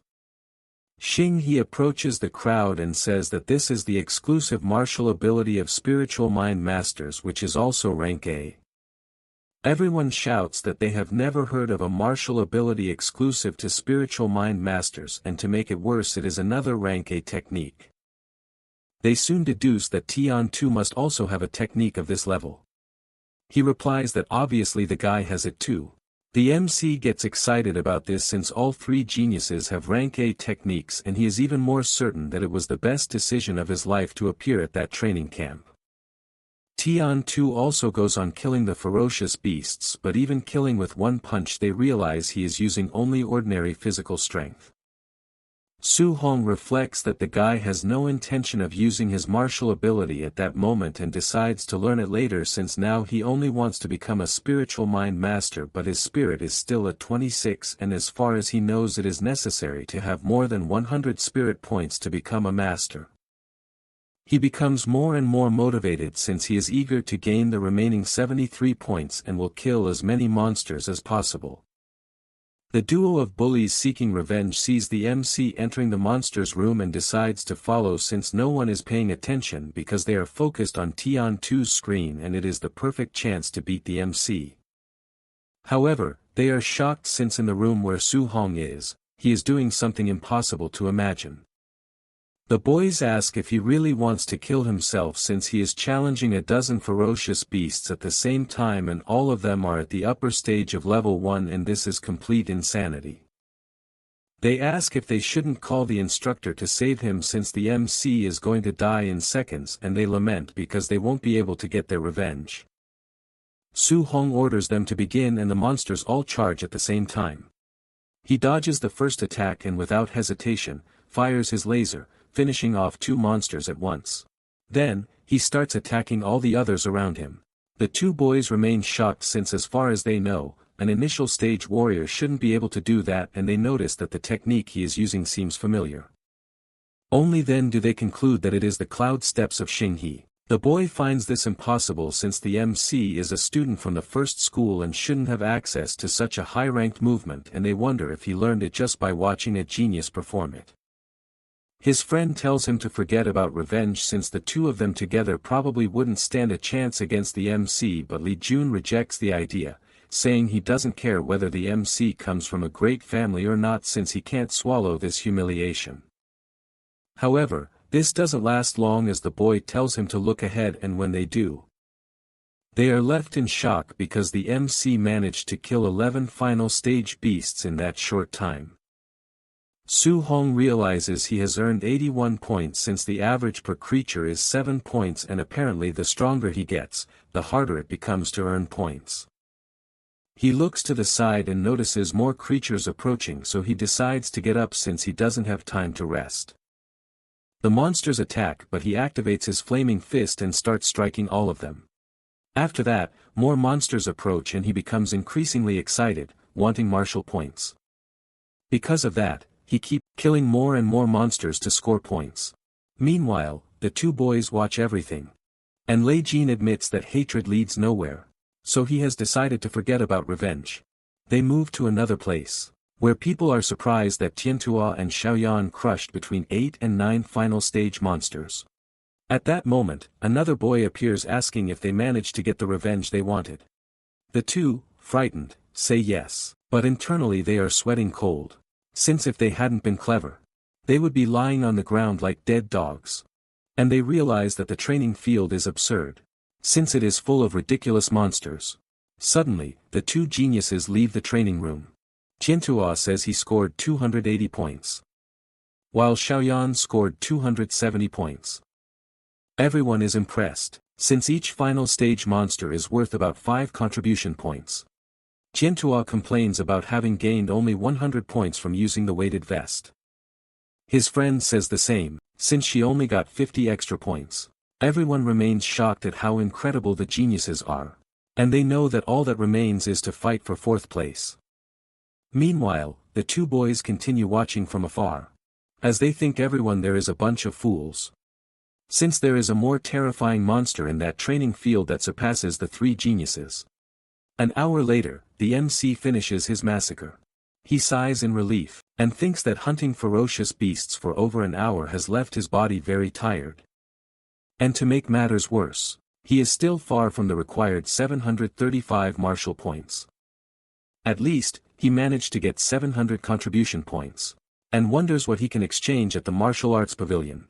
Just the points from the weight he used increased by 300 points. With that in mind, he goes to the martial techniques pavilion, and after checking the book, sees how many points each type of pill costs, as well as the cost of martial techniques. Rank A techniques are very expensive, since the cheapest one costs 2,000 points, and the prices of the pills are reasonable. The clerk asks if he will take anything, but she soon assumes that he looks like an initial stage warrior, and probably cannot afford anything. The MC asks about the spiritual concentration pill, and she explains exactly how it works. He notes that the maximum level of spiritual concentration pills is 4, and costs 500 contribution points. With that said, he asks for the maximum level pill, which leaves her completely shocked. She tries to explain that it costs 500 points, but he replies that it's not a problem. She cannot believe that there is a warrior with 700 contribution points in that camp so early. And still indignant, she hands over the product. He thanks her, and asks if they have any alloy spear with dual lightning and fire attributes. The girl, no longer surprised, simply says yes, and thanks him for his patronage. After returning to the dormitory, he stores his weapons on the wall, and analyzes his attributes, since his growth in just one day was greater than an entire week in the past. Now his spirit points are almost at 100, and he hopes the pill will provide the 25 points he is missing. So without hesitation, he consumes it, determined to become a mental master. The pill enters his body, and at that moment, it begins to take effect. He feels his exhausted nerves relax, and the sensation is pleasant. His brain also becomes extremely clear, and he can feel everything around him. He opens his eyes and realizes that he gained 24 spirit points. Added to his previous 50.5 points, he is now at 99.5%. He regrets it, since if he had known, he would have killed more ferocious beasts. Since there is not much he can do, he decides to rest, as he can collect more points the next day. After that, at the training field, several warriors are gathered. One of them asks Jing Feng if he wasn't cultivating at the martial arts university, and if he stopped just to serve a bunch of geniuses. He tells him to shut up, saying that if he were still in high school, none of the boys in that room would have the right to be his training partners. The big guy shows that he is responsible for Tiantua, who has 340 blood points. The other two also boast, since they got 2 geniuses with blood points above 300. Jing Feng cannot believe how everyone got such strong students. While his is the MC at the initial stage with only 123 blood points. The warriors also find it hard to believe. Since Jing Feng's strength is the greatest among all present, and they wonder if the Grandmaster made a mistake. At that moment, Tianli enters the room and states that there was no mistake. The mohawk-haired one apologizes and comments that the MC is just trash at the initial stage. The Grandmaster tells them not to underestimate him, since his combat strength is comparable to that of a high stage. The three simply cannot believe this absurdity, since there is no one with 123 blood points comparable to a high stage. The Grandmaster reinforces that part of the information about Su Hong is confidential. So it is not on the file, and only when they fight one-on-one will they understand. Jing Feng takes a deep breath, since he has 500 blood points, and cannot believe he will have to intimidate a rookie with 123 points. Tianli slaps him, saying that if he ordered him to fight, then he should do it without complaining, and that he should fight with everything he has, since he must make the MC question his own existence. The mohawk-haired one, still confused, asks if the Grandmaster is holding a grudge against the student. And even says he won't be responsible if he cripples. He finds this exciting, since he can beat him to death. And even if he cripples him, he will receive a great reward. The boy is frightened by this terrifying laughter, and immediately everyone heads toward their targets. At night, each high-level warrior hunts their target student, and the camp turns into chaos, since no one understands what is happening. The MC wakes up imagining that a surprise attack is happening. And at that moment, someone attacks his door. It was Jing Feng, who upon entering the room strikes the bed directly, forcing Su Hong to jump. He imagines that he has heard that the countless races usually hunt human twins to weaken their forces. And considers if that is the case. He grabs his spear and prepares himself. Since he does not know his opponent's level, Jing Feng laments, because his target is indeed an initial stage, and the MC is since the guy is a high-level warrior, and not a shape-shifting monster. However, he finds this amazing, because if he manages to defeat him, he will gain the last 5 martial points needed to become a mental master. Jing Feng cannot believe that not only did the MC not run away, but he also chose to counterattack and thinks this is madness. He defends the attack, and immediately the warrior realizes that his target's combat power matches a high stage. And the Grandmaster definitely did not lie. However, the strength is even higher than he imagined, and he cannot believe that someone of grade 1 could be so strong. Su Hong thinks that his opponent is just a high-stage warrior. And it is not like he has never faced one before. He lands his first attack, and even while defending, Jing Feng fully feels the pressure. However, he knows that a battle between warriors is not just about who has more physical strength. The MC is, since he will witness a martial technique of the fire attribute, and it is the first time he sees one. The boy prepares himself and leaps with his rank B technique, wanting to see what they will do against it. The MC prepares himself, since that attack is far superior to the void devastating finger. After repelling the attack, Jing Feng is thrown violently against the wall, and after recovering, he cannot believe that the MC blocked his blow just by manifesting thunder. And his talent is extremely terrifying, making the Grandmaster's admiration for the boy even more understandable. Jing Feng comments that it is indeed a pity that his target does not know any spear technique of the thunder attribute, since otherwise it would be a much more difficult fight. Su Hong replies that he indeed does not know any such technique, but decides to add the fire attribute to even things out, and becomes enveloped in the mixed power of thunder and fire. The warrior simply cannot accept what he is seeing, since someone fused 2 attributes, something that should be impossible. He cannot accept this, since attributes repel each other. And it is a truth that every warrior knows. He starts to break into a cold sweat, since attribute fusion, especially thunder and fire, was only a legend. The MC wastes no time and advances, and Jing Feng, with little way to react, uses his blazing flames, but the spear repels the attack, and to make matters worse, fires a powerful thunder blast that causes absurd damage to Jing Feng. To the point he considers this power ridiculous. The attack was so strong that it made a hole in the wall that threw him far away. With this victory, the MC gains 7 martial points, and he celebrates, since now he has the necessary points to become a mental master. A few seconds earlier, near the dormitory, the Grandmaster was with his assistant. He says that Su Hong has probably already been defeated, and even prepared several arguments to convince him to give up cultivating so many different orientation techniques. However, in the next second, Jing Feng appears being thrown out of the dormitory, and on top of that, falls right in front of them, completely defeated. The two cannot believe what they are seeing, especially Bai Mu, who does not understand how this happened. To make things worse, 3 other warriors are thrown out, and all fall in front of them. It was the trio responsible for defeating the geniuses. But they were completely useless. The 3 students go to the hole in the wall to ask the Grandmaster to send stronger warriors next time. However, Jiantuan notices that there are 4 bodies on the ground. And the girl wonders if someone managed to defeat a warrior faster than them. Xing He comments that it is probably a weak warrior who was defeated very quickly by someone random. Bai Mu is outraged by these comments, since Jing Feng is the strongest among the 4.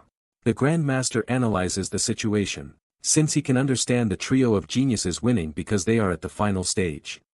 But the MC, who is at the initial stage, defeating a grade 2 faster than all the others, is madness. He tries to imagine how he did it, and whether he has a high-level technique, or an elite physique. At that moment, Linz appears shouting that something serious has happened.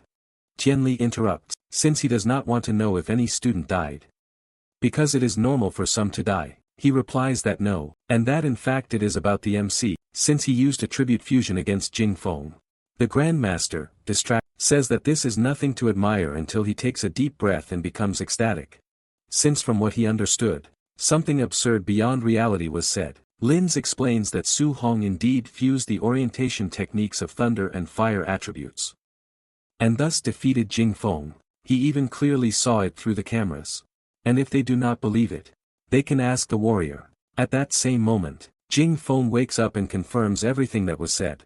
The Grandmaster remains indignant, since the only genius of the human race spent 10 years researching fusion and still failed.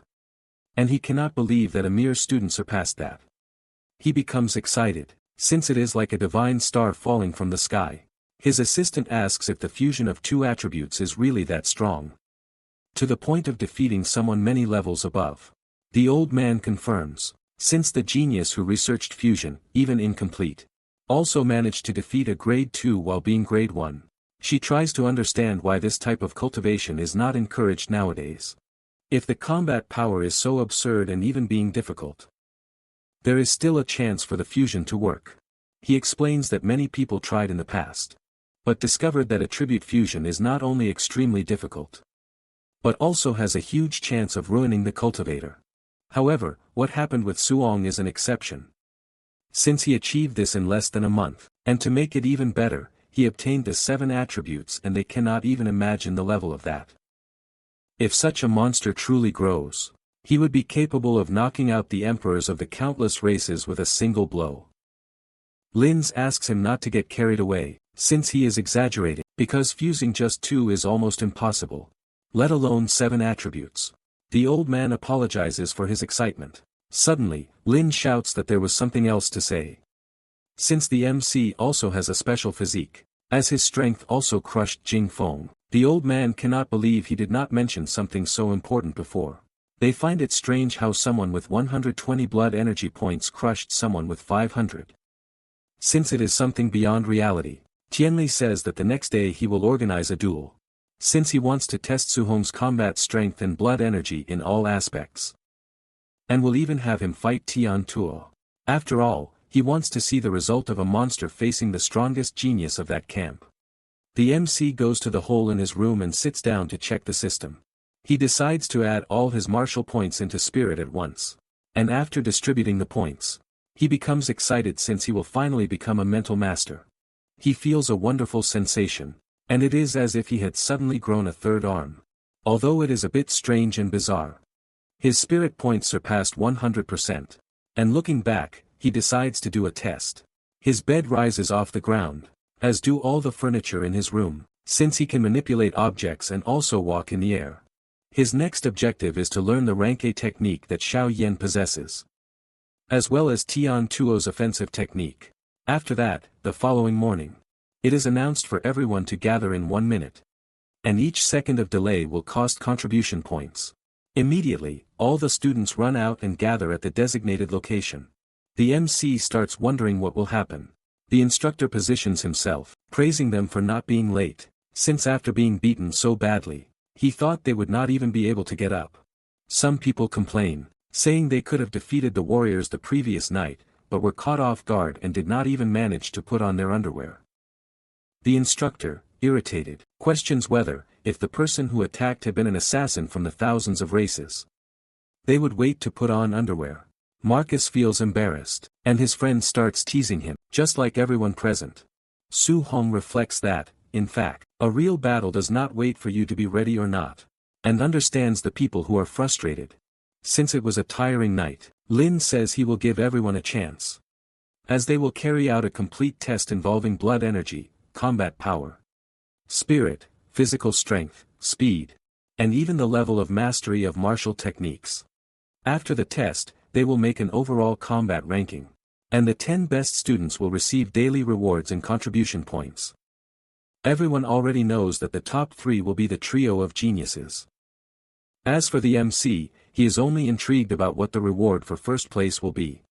Linz tells everyone to be quiet, so they can go to the test location. They go to the temporary testing field, where there is a grade 2 strength meter. The Grandmaster observes that, Su Hong hides very well among the crowd, not drawing anyone's attention. One of the boys gets full of himself, thinking the Grandmaster is looking in his direction, but the MC knows this is a misunderstanding, as he is aware that the old man is actually looking at him.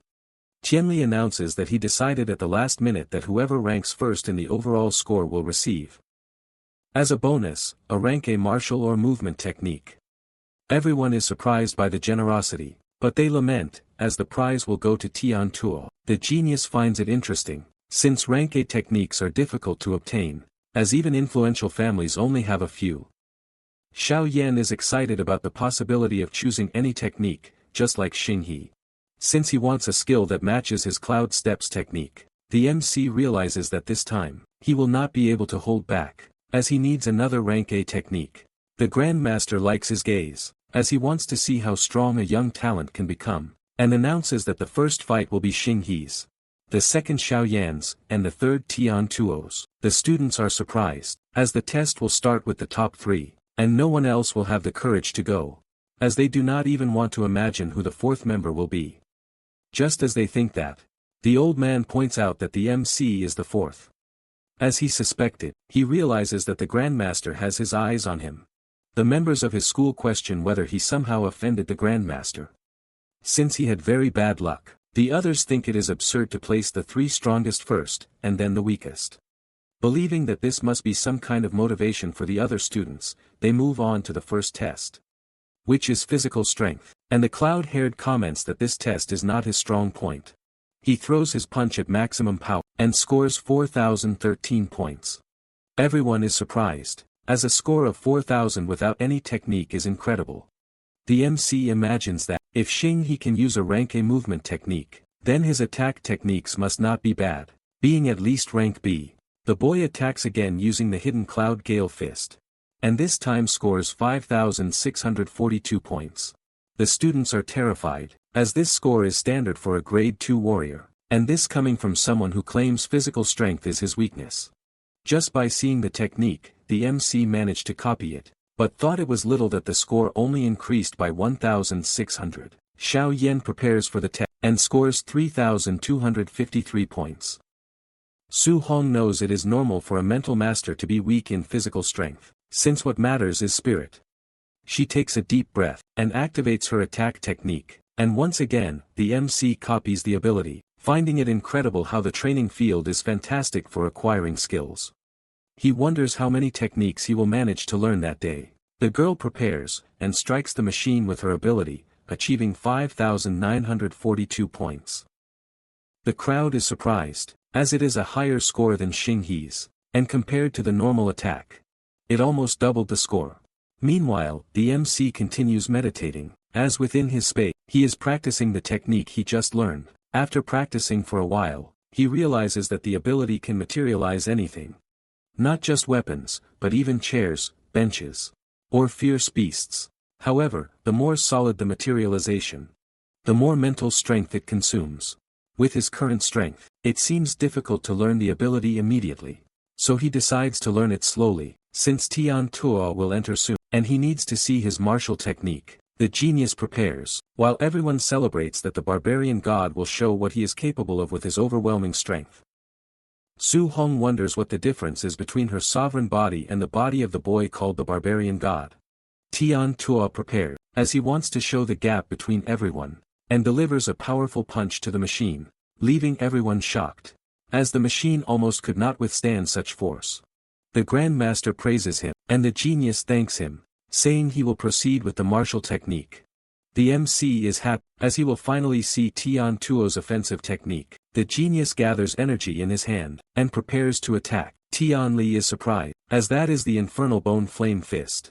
Su Hong immediately learns the technique, and as far as she remembers, it was in the martial pavilion costing 2,800 contribution points. Tian Tuo does not hold back, and delivers a powerful punch to the machine, achieving 7,534 points. It is enough to leave everyone in ecstasy, as it is a higher score even than elite grade 2 warriors. Once again, the Grandmaster praises him, and the boy thanks him for such words. The old man tells the MC to step forward for the test, and everyone starts mocking him, saying it is absurd to send trash to take the test right after 3 legends achieved the highest possible scores. The old man warns that first, he must use only a punch with pure physical strength, without any martial art. He says that is fine, and after preparing himself, takes a deep breath and advances, as he is determined to receive this reward. His punch is so strong that it explodes the place, and his score is 6,551. The Grandmaster realizes he underestimated the boy far too much, as his strength is monstrous. The students are in shock at this score, and begin to shout, questioning whether the strength meter is broken, since, as far as they know, the MC was the weakest, and there should not be anyone who could surpass the geniuses in brute strength. Xiaoyan admits she is impressed, as does the cloud-haired, who thinks this score is impossible for a level 1 warrior.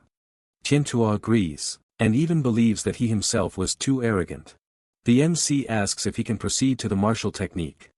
The old man replies yes, and he takes his position. Then the mastery percentage of the ability he copied begins to rise. He knows that the infernal bone flame fist suits his style better, and therefore continues evolving without stopping. Meanwhile, Lin's comments to the Grandmaster that the MC comes from an ordinary family, so he will not possess high-level techniques. He agrees, as he does not expect to see anything of high rank anyway.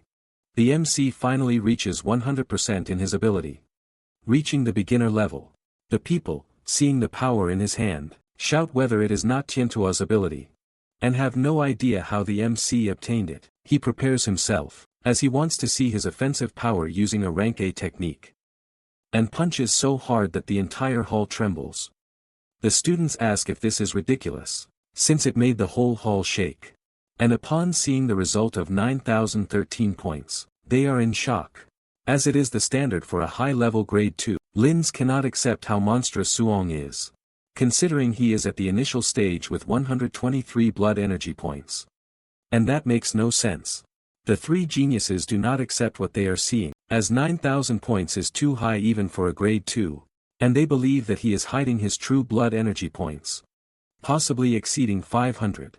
However, the MC takes the next test, and his blood energy only rises to 137. And they find this ridiculous, as it is impossible for someone to be so strong with so few points. Suong leaves the testing machine, and the Grandmaster asks everyone to be quiet, as they will proceed to the real combat test, since they need to evaluate the dual ranking in combat.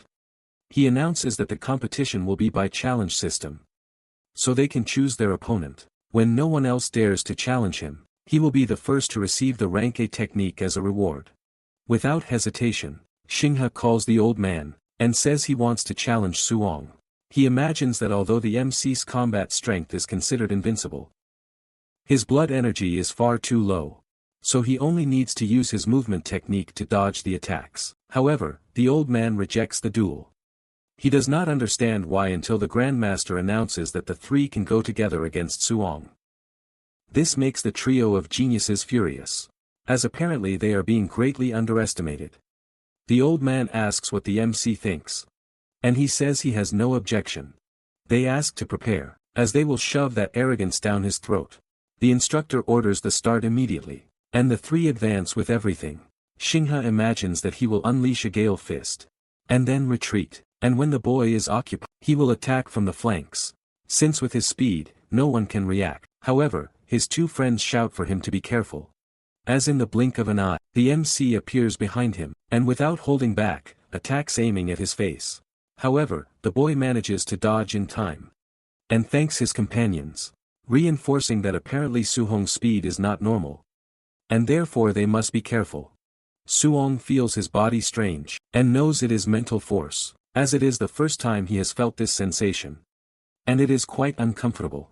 Knowing this, he decides that his next target will be the girl, and moves at high speed using the rank A technique. She cannot believe that she is witnessing the cloud stepping technique. The other two consider that perhaps he has dual attributes. Instead of just fire, Tiantua positions himself, asking the team to pay attention, and advances with his infernal bone flame fist. The MC is not intimidated, and also prepares with the same ability. However, Xiaoyan enters the battle, and holds his body with her mental control, making him realize that this class is more troublesome than he imagined. In addition, Xinghe also appears attacking from another side. The Grandmaster, observing the fight, believes that he was hasty in making him fight against three at the same time, since a mental master is extremely difficult to deal with. As once controlled by this class, one must either break free with brute force, or use stronger mental power to counter it. Otherwise it is useless. He believes that the MC has enough physical strength to escape, but is startled to see him smiling. The MC, exerting more and more force, manages to free himself from the mental control, and this causes Xiaoyan to spit blood, as her ability was dissipated by brute force. He grabs the hand of one, and the leg of another. All the students are in ecstasy, as the MC not only freed himself from mental control, but also blocked the attacks of two other geniuses.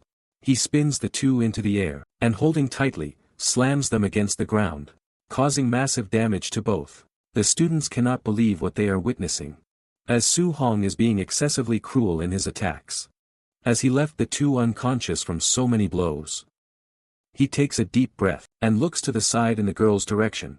But without hesitation, she asks him not to approach, as she surrenders.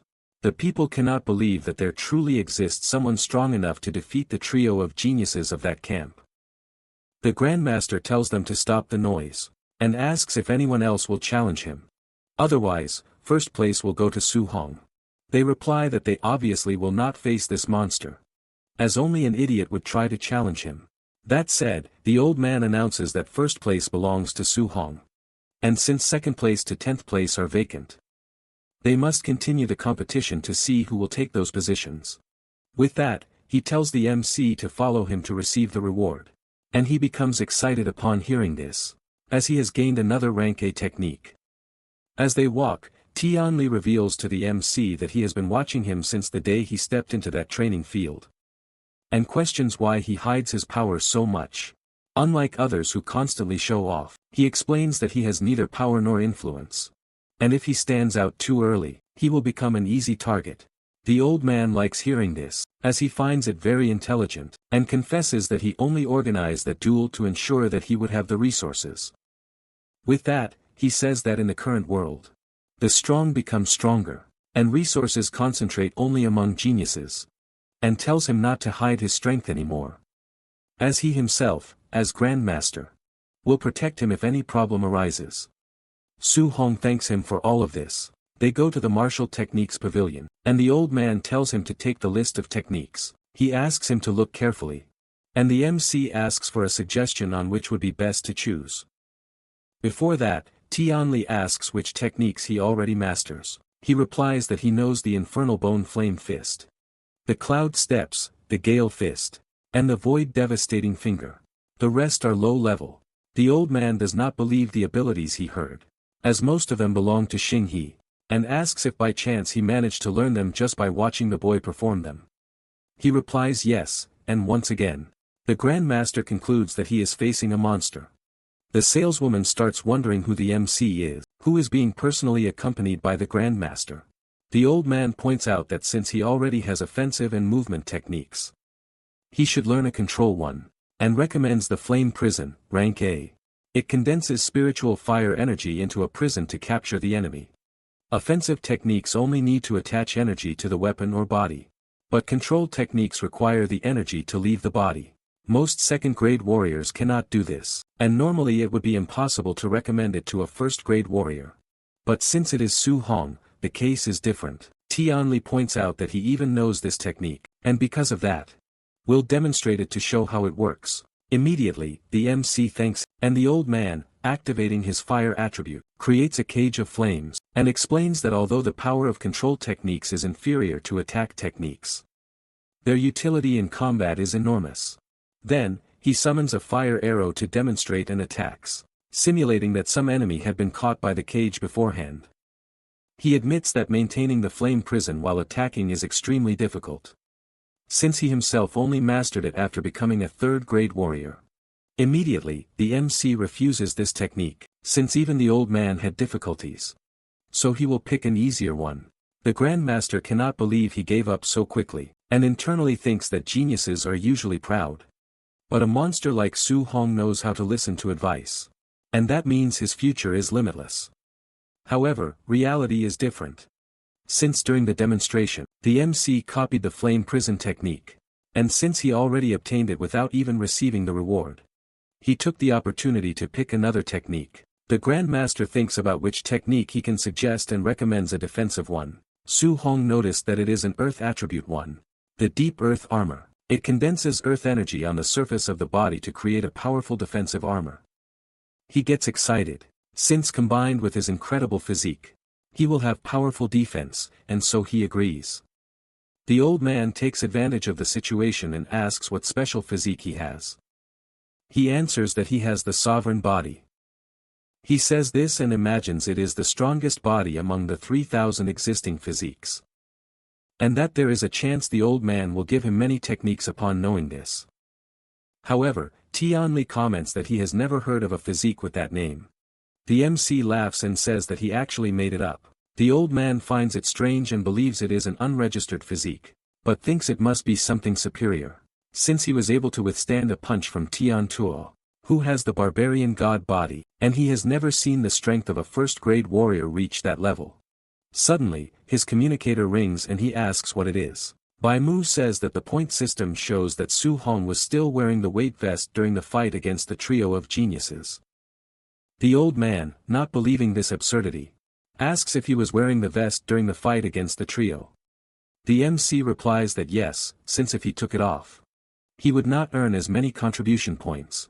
He tries not to have a heart attack from so much shock, since he needs to learn that common sense no longer applies to Su Hong. Therefore, he tells him to forget about these points, since if he continues to succeed in challenges, rewards will not be lacking. With that said, the saleswoman says she will help return the weight vest and the MC thanks her. She boasts about being a respected second-grade warrior, but becomes terrified, since the moment he released the weight, it slammed hard into the ground. She asks how many kilos that vest weighs. He says it is 5 tons. The old man, observing this, no longer knows what to think. Since the MC defeated the 3 strongest and did it while using a weight of 5 tons.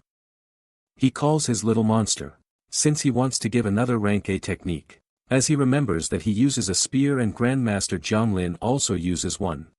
Because of that, he himself has a rank A lightning spear technique, whose power is one of the greatest among techniques of that level. And he will take him to a duel against that Grandmaster student. And if he wins, he will give him the technique. The MC thinks this is not right, but the old man does not care, since his friend is annoying for always mocking others and therefore needs to be paid back. In any case, he tells him to get ready, since they will leave for Yangcheng early in the morning. At night, the MC returns to his room, which is completely renovated. He focuses since he obtained many new techniques and needs to cultivate them. So they all reach beginner level by dawn. Meanwhile, the old man calls his old friend and tells him to prepare the lightning spear technique, as he will bring a student to challenge his place. Jianglin tells him not to joke, Since the Yangqing training field produced a bearer of the wood spiritual body, who has already advanced to 2nd grade. And in just 2 days, the boy has already managed to make spiritual energy leave the body with a rank A control technique. The student in question, in the middle of training, activates his ability and uses the wood prison. The vines attack the target, but fall apart halfway. His master points out that control techniques are not something learned out of nowhere. And therefore, he should not be ambitious. The boy says he knows that, and even set a goal of 1 month to reach beginner level with this ability. Jianglin, still on the call, asks if he heard that and says that the students he trains are not trash. The old man gets irritated upon hearing this. And the spear master warns that his friend will show up with a student. And asks him not to win too easily, pretending the fight is balanced. Otherwise, it would be boring. Chun Feng asks him not to worry, since he has talent for acting. On the afternoon of the next day, at the Yangqing training field, the two finally arrive and the MC finds his first experience flying under those conditions incredible. They land in the arena, and Jianglin welcomes them. And asks what kind of genius he brought. He introduces the MC as a spearman at the initial stage of 1st grade. Su Hong greets them, and the spearman asks if this is some kind of joke. Treating an initial stage as a treasure. He imagines that a 2nd grade against a 1st grade is an instant knockout, and does not even know how his student will pretend a balanced fight. The old man tells them to start the duel quickly, since he wants to have dinner early. Everyone goes to the combat arena of the training field. The students wonder what level the MC is, and hope he is not a weakling. Jianglin begins by introducing his friend, who is a renowned grandmaster. Everyone finds this incredible. Then they introduce Su Hong, but emphasize that he is a 1st grade warrior at the initial stage. Everyone becomes indignant, since a mere initial stage came for a challenge, while Chun Feng is a 2nd grade warrior who could defeat him with one hand. The boy tries to understand how he will pretend the fight is balanced against someone so weak. Jianglin points out that if his student wins, the old man must teach a rank A technique to his student, and immediately tells the MC that if he wins, he will teach the lightning spear technique, as well as any other rank A technique. He thanks him for that, and Tianli, very excited, says his friend is really a good person.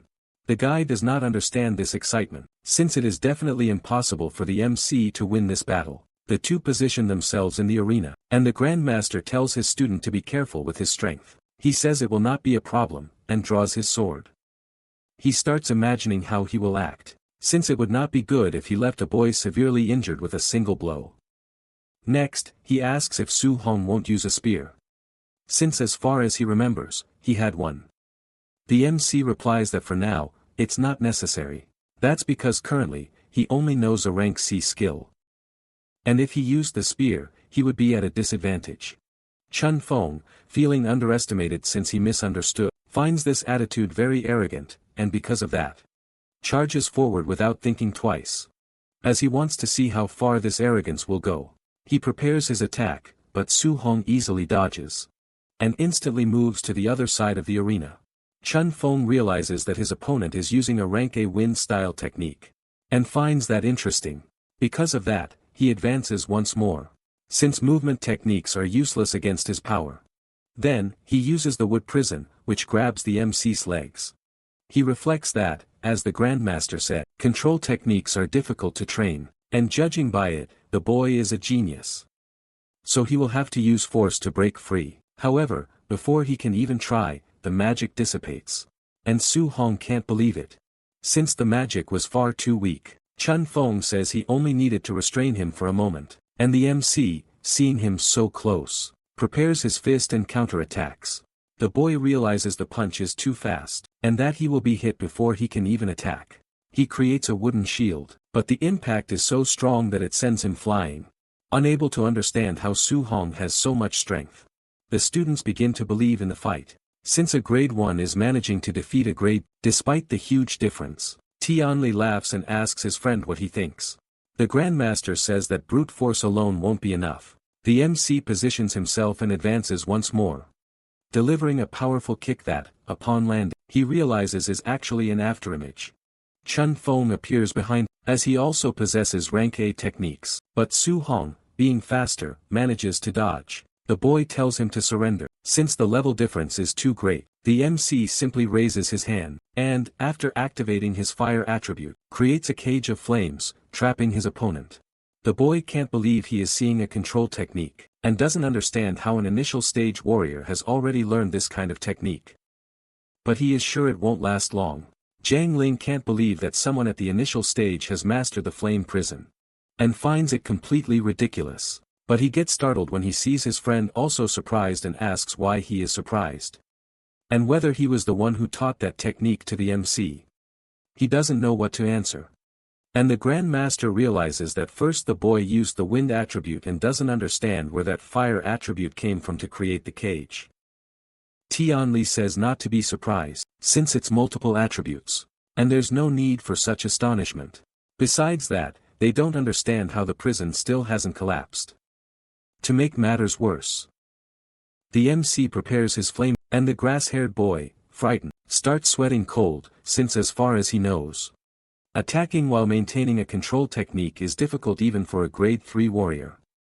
Su Hong attacks toward him, and the boy tries to defend himself with his wood technique.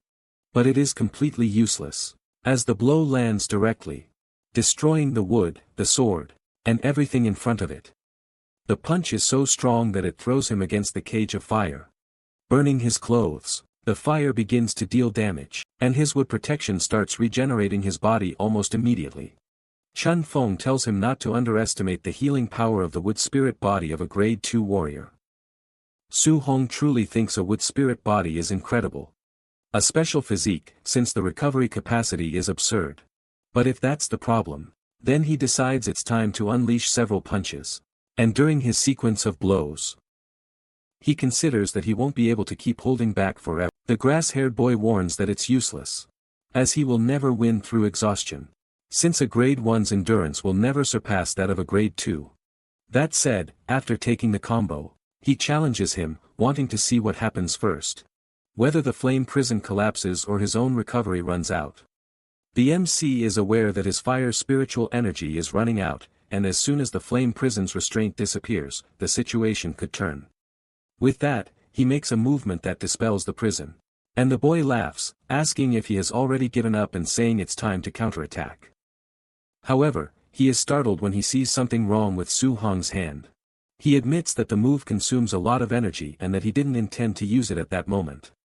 Chun Feng remains in shock, as never in his life could that kind of power be released by a grade 1 warrior. Immediately, he places his hands on the ground, since he cannot let the MC get close at all, and creates a wooden barrier using his technique. Su Hong carefully observes the obstacle in front of him, and after preparing himself, delivers a punch so powerful that it completely annihilates the wall, hitting his target directly and sending him flying, leaving him knocked out. The people watching can't accept that someone so powerful has been knocked out with just one punch, especially by a grade 1 warrior at the initial stage. Jiang, indignant, asks his friend what kind of monster the MC is, and even more surprised, wants to know if what he saw was a tribute fusion and whether a child can really do that. Since a young grade 1 warrior mastering something like that is simply impossible, he replies that it's nothing special, and didn't even want to mention that Su Hong mastered this attribute fusion in just 1 month. Another thing he also wasn't going to say, but says anyway, is that the MC has 100% affinity with all 7 attributes. Jiang no longer knows how to react to this information, and the Grandmaster continues boasting about how incredible his student is. The Spearmaster tries to process how it is possible for someone to be born with 100% affinity in all 7 attributes, and still manage to fuse 2 of them in 1 month. Tianli tells him not to forget the promise he made, since he wants to see him give the rank A lightning spear technique. And the other technique will be the Supreme Thunder Palm technique. The Grandmaster says that's fine, since it was promised. They go to the training room, and the MC prepares to learn these techniques. Jiang can't get out of his head the fact that there is a monster in front of him, since he has never seen anyone like this in his life, but gets to the point saying that the lightning spear technique is what he will teach, and that it is called 9 spears that break the heavens. He channels electricity into his fist, and says that this technique, every 3 movements, forms a form, totaling 3 forms. The power of each form is greater than the previous one, And the difficulty of learning also increases. In addition, he normally would never teach a warrior below grade 4, but based on the talent he witnessed, he believes it won't be a problem. He tells him to pay close attention, and activates the first form, creating practically an electric tsunami. Then he moves to the second form, overturning seas. A giant wave moves to the other side of the arena. The MC feels the pressure of the attack. Since in the middle of that storm of lightning, he feels like just a solitary boat in the ocean, where any thundering raindrop could completely overturn him. Finally, the Grandmaster activates the third form, and creates several gigantic electric vortices. Su Hong, observing this, becomes frightened. Since Jiangling clearly held back in the so as not to destroy the training hall, and even so, the residual power created a terrifying tornado. He is aware that, although he is currently nothing more than an ant, in the future, he will also reach this level of combat. After this entire demonstration, the Spearmaster asks him to practice alone first, and if he has any doubts, he can ask at any time. Su Hong sincerely thanks him, and Jiangling says there is no need to thank him. After all, a bet is a bet, and explains that once he masters the first form, he will teach the second technique, the Palm Thunder, and already warns that it is a much more powerful technique than the one he just taught. The MC becomes even more excited, since he did not imagine that the second technique would be even more powerful than the one he had just seen. And because of that, he wants to learn as quickly as possible. The Grandmaster says he needs to go talk to Tianli and will return later to see how the progress is going. After returning to check, Jiangling concludes that the MC is definitely a monster. Because of this, he goes outside to reflect, and at that moment, the old man appears, questioning why he is standing outside, and whether he still has not taught the Palm Thunder. He replies that he already finished, and that he can go see for himself. Tianli finds this absurd, because the technique is extremely difficult, and if he does not stay on top of him while teaching, Su Hong will never learn it. When he opens the door to check, he sees the MC with the technique active, saying that he finally learned the skill. The old man also goes outside, indignant, since he had even imagined that he was mentally prepared, but that was not the case. Jiangling says that it took him 3 months to master this technique, and even though he considered himself a genius, he realizes that he is nothing. Besides that, he mentions that the MC's future is grand, and that he will probably become a grade 9 in the future, because he has unlimited potential. The Grandmaster tells him not to keep lamenting, because they should take advantage of being old friends to catch up. With that said, he tells the MC that they are going out to drink, and that he can continue training peacefully. Sometime later, in the training camp dormitory, Su Hong reflects that, after defeating Tiantua's trio and Chun Feng, he obtained a total of 230 martial points. But his vitality is far too low, and his spirit, physique, and techniques also need to keep leveling up. He knows that his cultivation level is the foundation of everything, and, because of that, decides to prioritize blood energy. His other concern is that he needs to find a way to earn more martial points. But no one in the training camp will have the courage to enter a duel, and, apparently, the only thing left is to go to the ferocious beast room and kill everything he finds along the way. Meanwhile, the two old men are drinking heavily, since they had a long day. At that moment, a subordinate appears, saying that the night attack is about to begin, and that they are only waiting for the leader's order. Jiang Ling remembers this, and tells them not to go too easy, since they should beat those brats to a pulp. However, Tianli calls his attention, since it will be a problem, because they are going to carry out a night attack on the very night the MC is sleeping there. Jiang Ling realizes that this is true, and immediately orders the night attack to be postponed. However, his subordinate warns that the attack has already begun. Those responsible for the attack move at high speed, and Bu Jingfeng asks his brother why he is participating too. Since he is a grade 2 warrior at the high stage, he replies that he heard there is a student with a wood spiritual body and absurd ability. So the Grandmaster called him specifically to deal with that person. He takes a deep breath, since he knows that the level difference is huge, and that it is as if he were intimidating little children. But there is nothing he can do. Then, he says that he heard his brother was defeated during a night attack, and thinks that is disgraceful.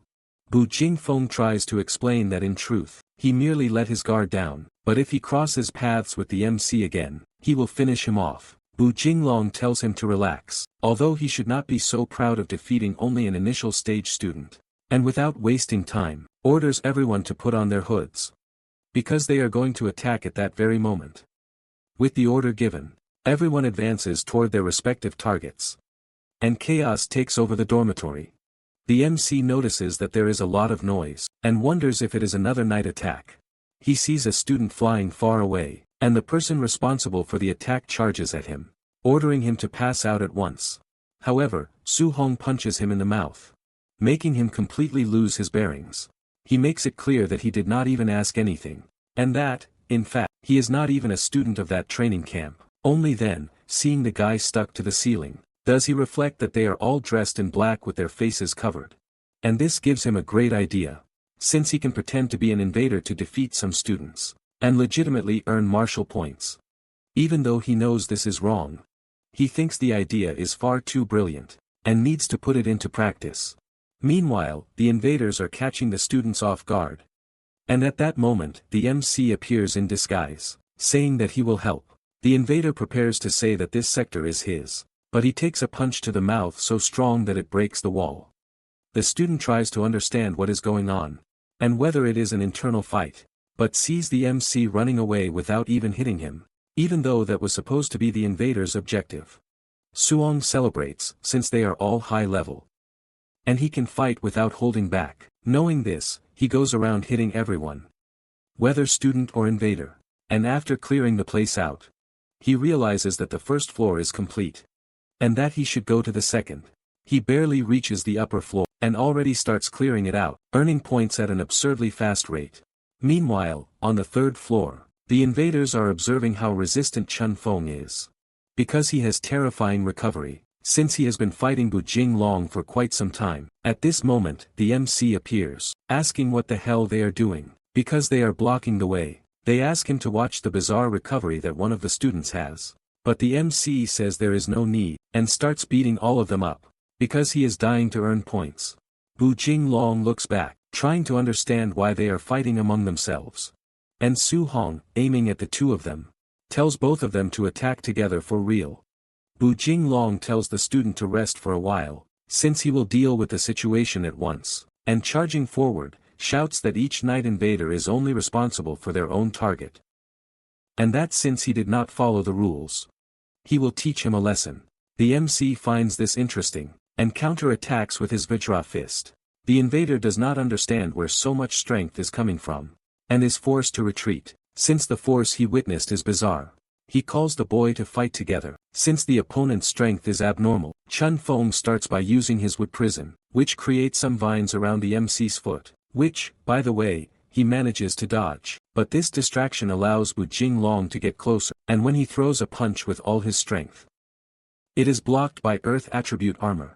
The guy cannot believe it, since his grade 2 attack was blocked, and the target is definitely a monster. Su Hong disappears and reappears, slamming him into the wall with a blow to the stomach. Then, he advances, and also drives Chun Feng's head into the floor, knocking the guy out on the spot. He earns more martial points by defeating the two of them, and is pleased, since, in total, he gained 2,400 points in a single night. And already considers himself rich. The next morning, everyone gathers while injured, and Jiangling complains to the Grandmaster that his student caused a mess the previous night. The old man says he knows nothing about it, but the guy insists, since he cannot imagine anyone else doing that. Because of this, he tells them to leave soon, since they caused too much trouble. Tianli asks the MC if, by any chance, he still does not have techniques of the metal, wood, and water attributes. He replies that he does not. And this makes the old man excited, since he has a few more friends to pay a visit to. Over the next 10 days, they visited 3 other training camps, and, always using the same strategy, he managed to obtain 3 more new rank A techniques. Sometime later, he returns to his dormitory and continues meditating to learn all the metal, wood, and water techniques he obtained. He finally manages to reach the beginner level in all 3 techniques, and can hardly believe that he obtained so many rank A skills so quickly. Besides that, he accumulated plenty of martial points, and, with that, starts investing in blood energy. The points keep increasing frantically until they reach 450 points. He reflects that he only needs 50 more points to advance to grade 2 warrior. And, since he has 100 points remaining, wonders whether he should strengthen his spirit or the sovereign body. His choice is the sovereign body, so he spends all 100 points, and the body rises to 0.1%. He simply cannot believe that 100 points were needed to increase it by only 0.1%. Since leveling up is far too difficult, he soon realizes that, in the future, he will need to prioritize advancing his level, and decides to go to the ferocious beast's room to earn more points. However, the Grandmaster appears at the door, suggesting that he learn a martial healing technique. The MC immediately realizes that he is going to trick another friend. With that said, they go to the Hangzhou training field. Wang Qingshan, who is the Grandmaster of the place, warns them that, in this special training, they must survive for 7 days in the 10,000 Demons mountain range. The MC reflects that he will only earn contribution points by killing the ferocious beasts, and realizes that the region is packed with geniuses. The old man announces that the special training is starting. And immediately, all the students advance into the mountain range. Now alone, the Grandmaster asks if he still wants to keep the bet, since, from what he saw, his friend's student is not even a grade 2. Tianli tells him not to worry, since he is absolutely certain of the MC's victory, and after the victory, he must teach a rank A healing technique. He also warns that, in exchange, for every student Suong defeats, he will teach each of them a technique of the same level. The old man says that half of his students are already grade 2, and does not believe he will be able to teach all of them. Then, he walks away, since he does not believe it will do the MC any harm to get to know the wild beasts early on, since they are grade 2 and 3. Tianli asks if this is some kind of joke, that there are level 3 monsters, and whether he is trying to kill the students. He replies that the war between races is cruel, so he needs to train them as if their lives depended on it. The Grandmaster takes a deep breath, and this time, his only wish is not even for him to come first, but simply for him to come back alive. The MC continues battling with the others, finishing them off one by one.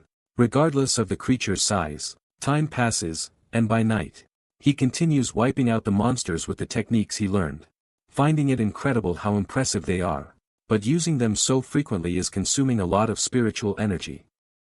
He enters a cave because he realizes that he has gathered enough martial points to advance to level 2. He continues concentrating to put his points into blood energy. Meanwhile, outside, a guy keeps walking because he was forced to stand guard in the middle of the night, until he is startled when he sees some dead creatures, meaning there really is someone there. He approaches the cave and says that he knows someone is inside, so they should come out on their own, since it will be quick. Otherwise, he will skin them alive. The guy praises him for having killed a level 2 black flame tiger, but that only means his strength is, at most, at that level. He tells him not to do anything stupid, or he will suffer a fate worse than death. The MC, who is hiding, notices that the guy's tone of voice means he is not a good person, and seems to look down even on level 3 warriors. So he guesses that the guy might be level 4. He knows that, although he has advanced to level 2, there is no guarantee that he can defeat a level 4. Since he needs to try to escape at all costs, he launches his water ability, which heads toward Icarus. He is happy because his target has finally appeared and destroys the ability, finding it amusing since, in the end, it is only a level 2 power at the initial stage. But he is startled when he sees a blur passing overhead, trying to escape, and so he begins his pursuit, admiring that someone at the initial stage defeated a black tiger, meaning he is a genius. But those are exactly the lucky geniuses he likes to massacre. Only then does he stop because he finds something strange and questions why the hell the MC stopped running. Su Hong replies that, judging by the blood energy he saw, the guy is, at most, a grade 3, and he was the idiot for thinking he was a level 4. In addition, he points out that that tattoo belongs to the celestial race. So he is probably from the demonic cult of the 1,000 races. He knows that this cult is actually made up of humans, but they are ashamed of their own race and take pride in serving the others. Basically, they are terrorists who capture humans to sacrifice them. He thinks this kind of scum should be wiped off the face of the earth. Icarus tells him to do it if he has enough skill and launches his celestial sun slash. The MC knows that this is his first time facing a level 3 warrior. So he needs to go all out. For that reason, he launches his lightning attack. But his ability swallows the enemies. He cannot believe how weak that ability is. Since he never imagined that a level 3 warrior's technique would be instantly dissipated by his strike. Icarus, on the other hand, cannot believe what he is seeing because even though he is an entire level above his opponent, his technique was completely destroyed. On top of that, he saw him using the water attribute. But his attack was blocked by the lightning attribute. He tries not to get distracted and launches several attacks with his blade. But the MC is much faster and appears behind him. Once again, with his lightning technique. He uses the Invert the Seas ability, which forces the guy to run at all costs, since he realized that this power is far superior to his celestial sun slash.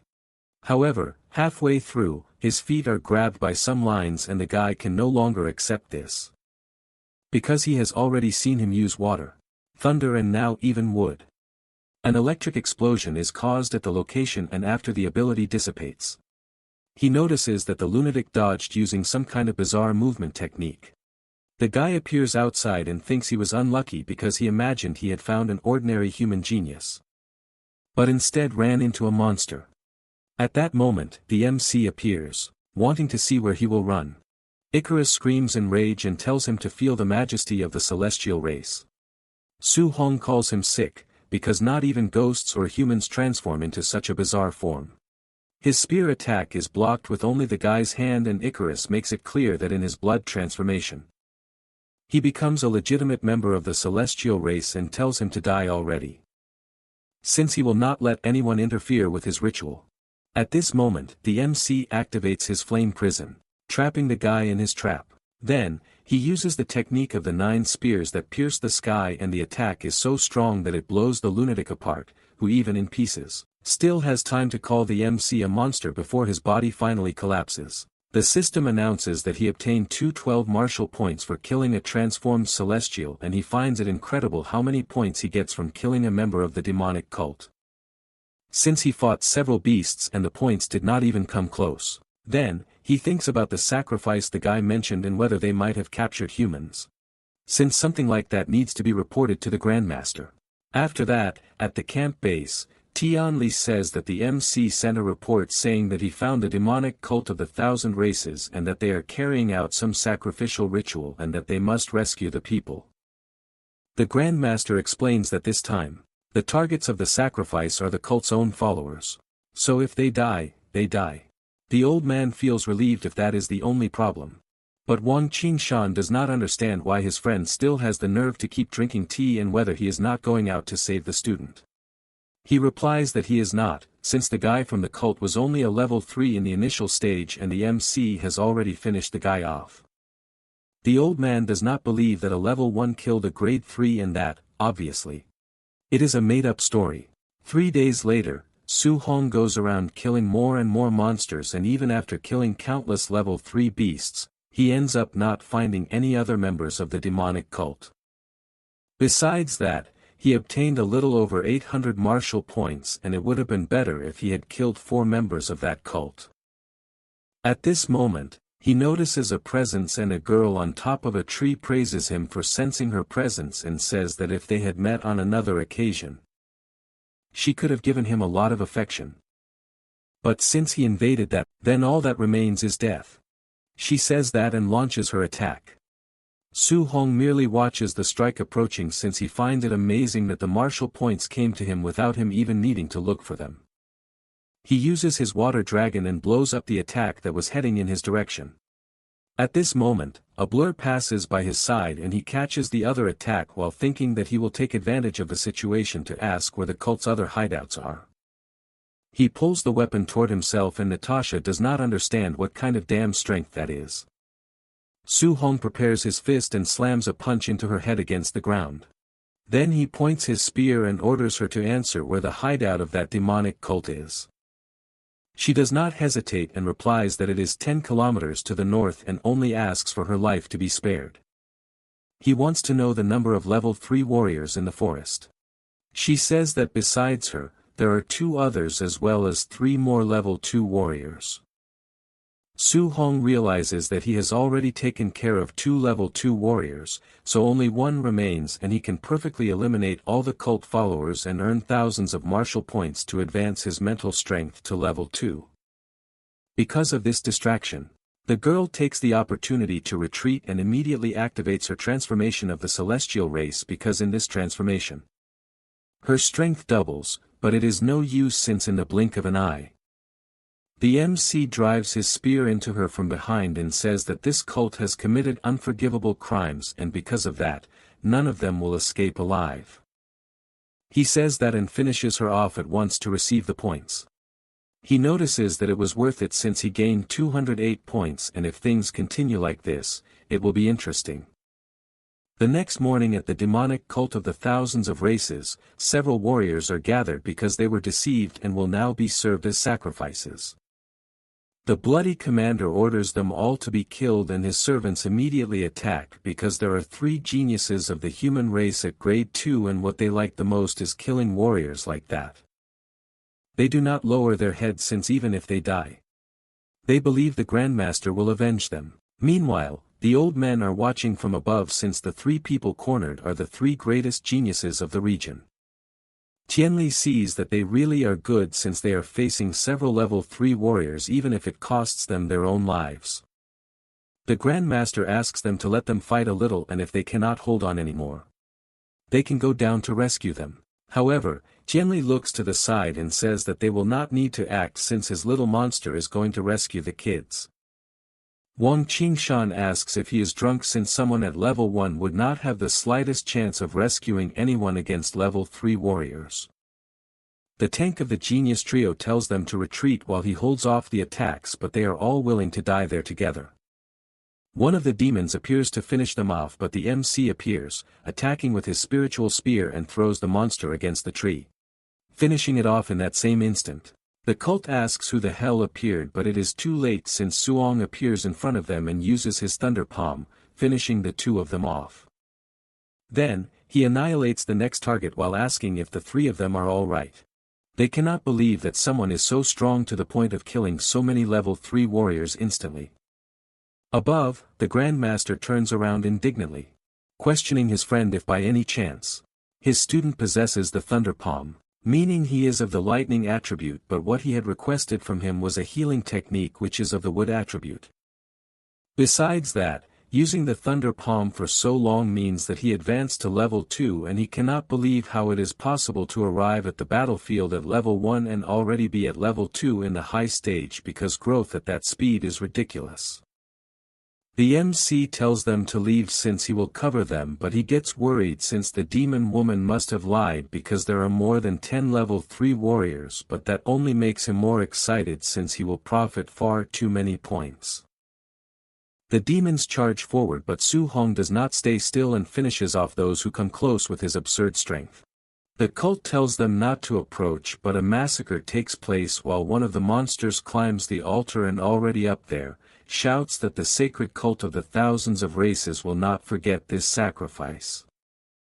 Su Hong notices something strange since the blood is going toward the altar and he does not understand what is going on. Concluding that this must be the result of the sacrifice, the monster, which looked more like a vampire, ends up becoming an angel and orders everyone to kneel.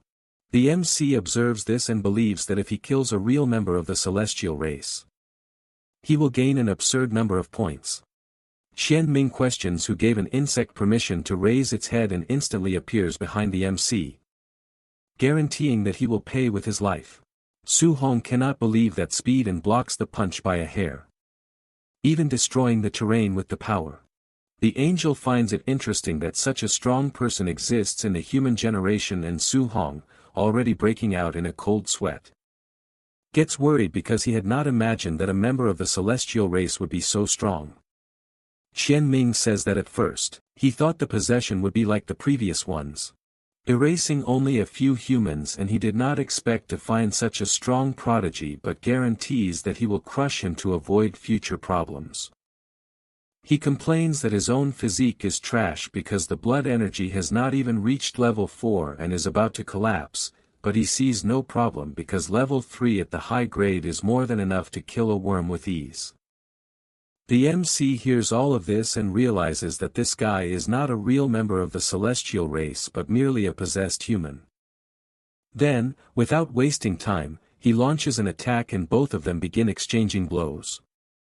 Tianli, watching the fight, admits that the body of the celestial race is truly impressive since it is managing to exchange blows with the MC, but his friend is shocked because that is not the point since something must be wrong with Su Hong. After all, being able to fight against a celestial using only physical strength is impressive. The MC manages to land a punch that sends the celestial flying backward. He tries to understand what the hell this physique is because not even on the battlefield of the heavens while facing the geniuses of the thousands of races did he suffer so much damage, and he is not managing to use all of his power because he is being repelled. The MC asks what happened and if, by any chance, he is already tired and he is feeling very refreshed after awakening the sovereign body. Before, he was afraid of killing someone by accident, but now, he only needs to think about how to kill the opponent. Qian Ming starts by saying that the physical body he possesses is weak, and Su Hong agrees because if he were with his real body, the fight would be more satisfying. This makes the madman explode with rage since he is being humiliated for no reason, and he throws his divine treasure which creates several portals, summoning countless celestial spears. The MC realizes that these golden spears have the power to annihilate a level 3 warrior and does not know what technique this is. To make things worse, the system warns that this technique cannot be learned, and he is stunned since he did not know there was a technique that could not be learned. The old men realize that this is the innate technique of the celestial race. Only someone with a pure bloodline can execute it, and maybe the guy is an important figure among the celestials. At this moment, Wang Qingshan asked them to quickly rescue Su Hong since he is a precious treasure that cannot die. However, the Grand Master asked them to wait a little longer since he has not used all the trump cards he possesses yet. Then, without wasting time, he reveals that Su Hong has 100% affinity with the 7 attributes and had already mastered the fusion of thunder and fire since level 1. The old man no longer knows how to react to this. Back to the battle, the Celestial admits that he needs to use everything to eliminate a future threat and launches all his spears at the same time. The MC admits that this guy is also the first one forcing him to fight seriously, and because of that, he activates his 9 spears that tear through the heavens. The power moves with such force that it destroys everything in front of it in Tian Ming's direction, who is struck while thinking that this is impossible to be happening. The place is completely destroyed along with the enemy, and all that remains is a path of destruction. Su Hong, despite being exhausted, is happy since killing that guy earned him 843 points at once. At this moment, the old men appear and Wang Qingshan runs up to him since if he had not seen it with his own eyes, he would never have believed that a level 2 defeated a celestial. Su Hong does not understand this excitement since he was just a member of the celestial race, and he knows that this was to be expected from a top 20 race of the heavens since he forced him to use his trump card, and he cannot even imagine how terrifying the geniuses of that race must be. Then he asks if he said something wrong since the old men started acting strange. 4 days later, the special training ended. The MC came in first place with an absurd difference in points. The crowd cannot believe those points, but the trio of geniuses does not think so since they witnessed how incredible Su Hong is, and even all of them together would not be a match for him. In addition, they questioned where he is since they wanted to ask for advice, but apparently the Grandmaster kidnapped him to teach him the rank A technique he possesses. Wang Qingshan cannot believe that Su Hong learned the healing technique in less than a day, and his friend tells him to get used to it. Su Hong remains meditating and with his body fully healed, realizes how incredible this type of technique is since even his old scars disappeared. In addition, he managed to gather our $4,800 martial points and will be able to raise his spirit to 500 points to become a level 2 mental master. Meanwhile, on the planet of the celestial race, the leaders question how Qian Ming was suppressed in physical strength and was also defeated by a human even after using the divine treasure. He replies that there was nothing he could do since that human was a monstrous genius.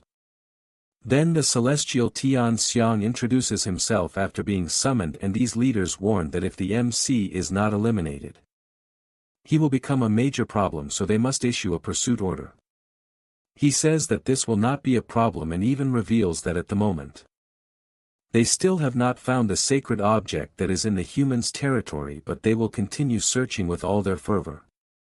Meanwhile, in Xingqing City, Qiantua defeats a demonic bear, and the people watching think it is insane that he has already defeated several fierce level 2 beasts. This has been happening ever since the trio of geniuses was defeated by the MC. They spend the entire day locked inside the gravity room and the fierce beast room, and they exchange all their contribution points for strength pills. Even Xinghe is starting to look like a bodybuilder, and he starts from training his muscles so much, and in fact, the three of them can hardly wait for their rematch with Suong. At this moment, Goetik, the Grandmaster, returns to the camp and Lins asks where the MC. He answers that the boy wanted to spend a few more days training in the forest, so he came back first. The supervisor gets worried since the training camp will end in a few days, but the old man reassures him since there is no way he will be late. 2 days later, at the top of a mountain, the MC continues increasing his spirit points until a giant serpent appears trying to devour him, but he simply raises his hand and freezes the monster in the air. Then he activates the art of weapon gathering and summons an extremely gigantic spiritual sword which with just one movement cuts the monster in half as if it were butter. He notes that the power of a level 2 mental master's technique is truly terrifying, and that he was lucky his mental strength had increased drastically because now he can try fusing 3 attributes. As soon as he combines the thunder, fire and mental attributes, they instantly become extremely unstable. He thinks it is a pain since it is ridiculously difficult to control, and when he realizes it, the entire mountain has already been destroyed. Suong is stunned that the power of a failed fusion is so terrible that it can destroy everything, but if he manages to fuse them successfully, he might even be able to injure a level 4 warrior. Sometime later, he returns when the last day of the training camp arrives. Everyone starts gossiping about his return and whether the trio of geniuses will challenge him as soon as they see him. The Grandmaster asks the 3 of them if they really think they can win, and they confirm without hesitation. The MC asks if they are truly sure about this challenge, and all of them releasing their auras tell him not to underestimate them because they managed to advance to advanced level 2 and even believe they do not need all 3 of them together to win. Suong apologizes but warns that he is also already a level 2 warrior. They do not understand how that is possible since the MC was only at the initial stage of level 1. The girl is the first not to be intimidated because at least she's a grade 1 mental master, and she invokes her art of weapon gathering, creating her giant sword. However, her summon is destroyed, and the MC pointing his aura sword warns that he is also a mental master. The trio panics since the MC besides reaching level 2 has also become a grade 2 mental master, and that is bizarre. Suong knows that the 3 of them still are not enough, so he asks everyone in the camp to attack him at the same time. Deep down, he knows this is a great opportunity to earn martial points. Immediately, the crowd surrenders and tells him to go after the geniuses since they were not the ones looking for trouble. Meanwhile, the supervisors question the Grandmaster for hiding the fact that the MC is a mental master. But even the old man is surprised to know this and bursts out laughing since a monster is always a monster, and without a doubt, he is a prodigy who appears once every 1,000 years and the human race is safe. The supervisors ask whether they should stop the MC since he is having a field day with the crowd, but in the end, they decide not to since young people are energetic. At this moment, the Grandmaster senses something and the ping returns warning that the 30 days are over and all humans must disappear. The MC notes that it is the divine bird again. Tianli gets furious at this stinking bird because he had given it too much respect and attacks with his infernal flames since the creature dared to try to expel them, and he starts beating it like never before so it can learn its lesson. Su Hong observes that those are the flames of a level 7 Grandmaster and the temperature is terrifying, making it look no different from a battle between gods. The bird warns that it brought powerful reinforcements, but the Grandmaster does not care about that and tells everyone to come at once. However, a voice echoes in his head, ordering him to stop. He immediately starts sweating cold since a ridiculously giant creature appears before them with eyes more sinister than anything in that world. The supervisors comment that it is the sovereign of all demons and that they had no idea the golden-winged Peng had a connection with this sovereign. The MC is aware that this is the sovereign of all demons. It is one of the most powerful existences in the Cordillera of the 10,000 demons, and the weakest among them is level 9. There are even existences above that in the realm of kings. This colossal demon gets closer and closer, and the MC, sensing this magnitude, notes that even a level 7 Grandmaster becomes insignificant before a level 9 expert, and he himself, who is level 2, is as far apart as the abyss and the sky. This also worries him because if a being of this level attacked the city now, he would not be able to protect anyone, and because of that, he knows he needs to become stronger to the point of reaching the realm of kings so he will not lose to anyone. The Grand Master praises the bird since it even made friends with the sovereign of all demons, and as the Peng leaves, he reflects that among all demons, humanity has an agreement with the sovereign of demons and he cannot act freely. So there is no need to worry about the creature oppressing the young people. Although this unexpected incident with the sovereign of all demons occurred, the training camp ended normally. Su Hong imagines that his uncle and aunt must be worried because he was away for more than a month.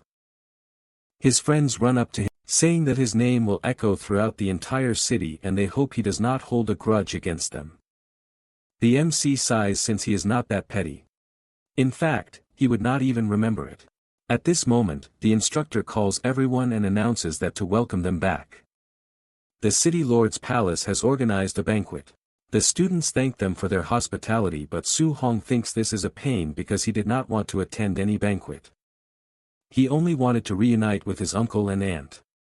Everyone goes to the city lord's mansion since the banquet hall is completely filled with food.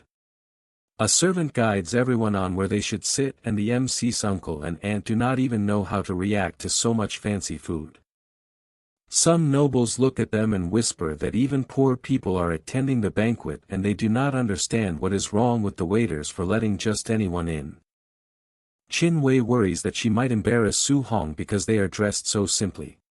Her husband believes that maybe they should not have come. After all, those are the best clothes they own. At this moment, the principal appears and greets them because he recognized that they are Su Hong's uncle and aunt. They immediately stand up and the principal asks them not to be nervous. The president hears all of this and rushes over to greet them because she believes the MC is a very promising genius. The nobility cannot believe what is happening because the school principal and the president of the association are greeting simple people and they do not even know who the hell this Su Hong is. Meanwhile, at another table, Xinghe's father comments that the city lord's son has an excellent son who possesses the body of the barbarian god and must have conquered first place in the training with ease. The city lord comments that the other two families of his son's friends are also enviable and one of them is even the only mental master of the generation while the other possesses terrifying perception, mastering techniques such as the quick step.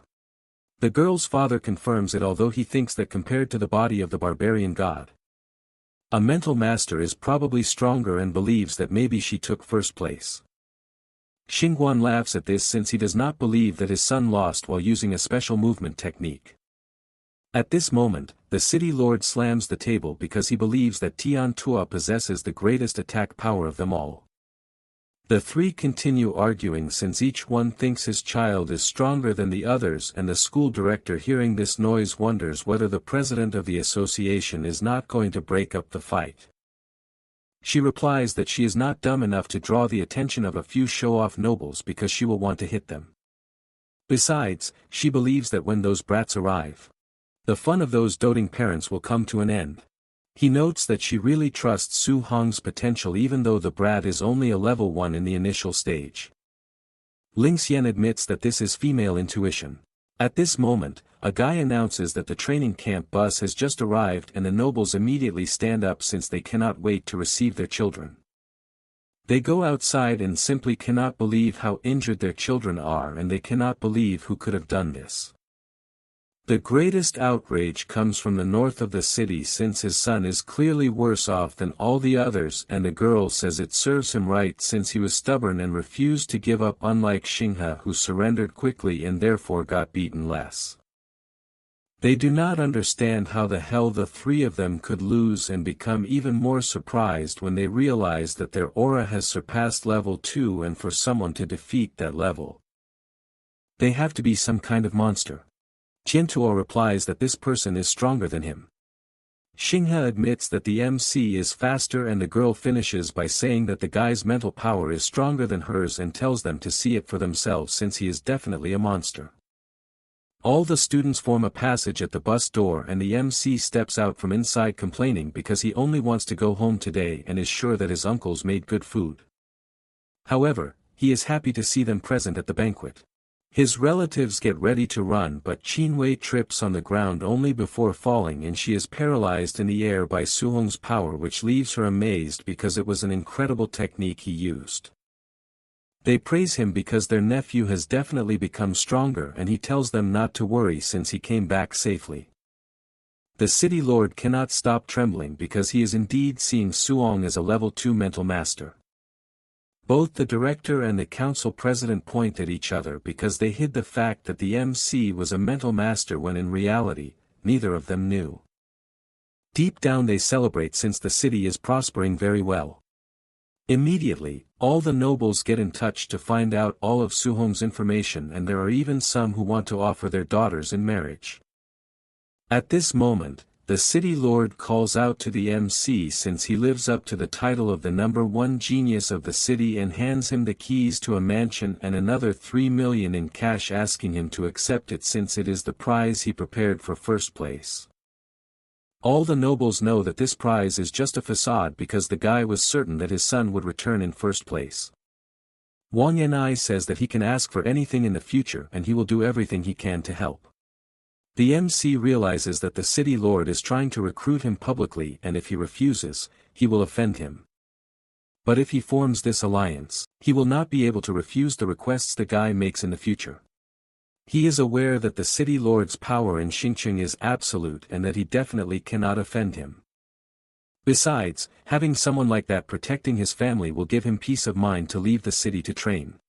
He also has the Grandmaster, the President and the Director of Support. So he does not need to fear that the Lord will force him to do something absurd in the future. With this in mind, he sincerely thanks the city lord for his kindness since he really does need his help, and points out that his aunt suffers from a rare illness. So he only asks for help with her treatment. His uncles are filled with emotion, and Wang Ni orders his employee to take care of the matter, guaranteeing the best medical resources available. Then he asks if he wants anything else and tells him not to be shy. Su Hong says that he would also like to receive a weapon that matches his style. The mayor laughs and tells him to come to the arsenal to choose whatever he wants. Deep down, he was terrified that he would not ask for anything since the more he asks for, the deeper his bond with the Wang family will become. The MC asks his uncles to wait for a moment, and the lord tells his son to conduct the rest of the banquet. That said, Jintua politely asks the MC's uncles to accompany him inside. The nobles are amazed since Su Hong's family has definitely ascended to the heavens all at once. Arriving at the arsenal of the Lord's mansion, he says that there are countless rank C alloys. Some rank B1s, and even rank A1s. And because of that, he asks what his attribute is. Su Hong is aware that a rank A alloy is worth hundreds of millions. And because of that, he asks if there happens to be any weapon with multiple attributes. Wang Yanai becomes confused since this implies that he is a multi-attribute warrior. And he shows that he is because the Grandmaster was very generous and recommended that he choose weapons with as many attributes as possible. The Lord cannot believe that he is seeing him manipulate 7 attributes. And the MC is aware that the more monstrous he appears, the more the guy will value him. Wang Yanai tries to understand how he has such cultivation speed while manipulating 7 attributes.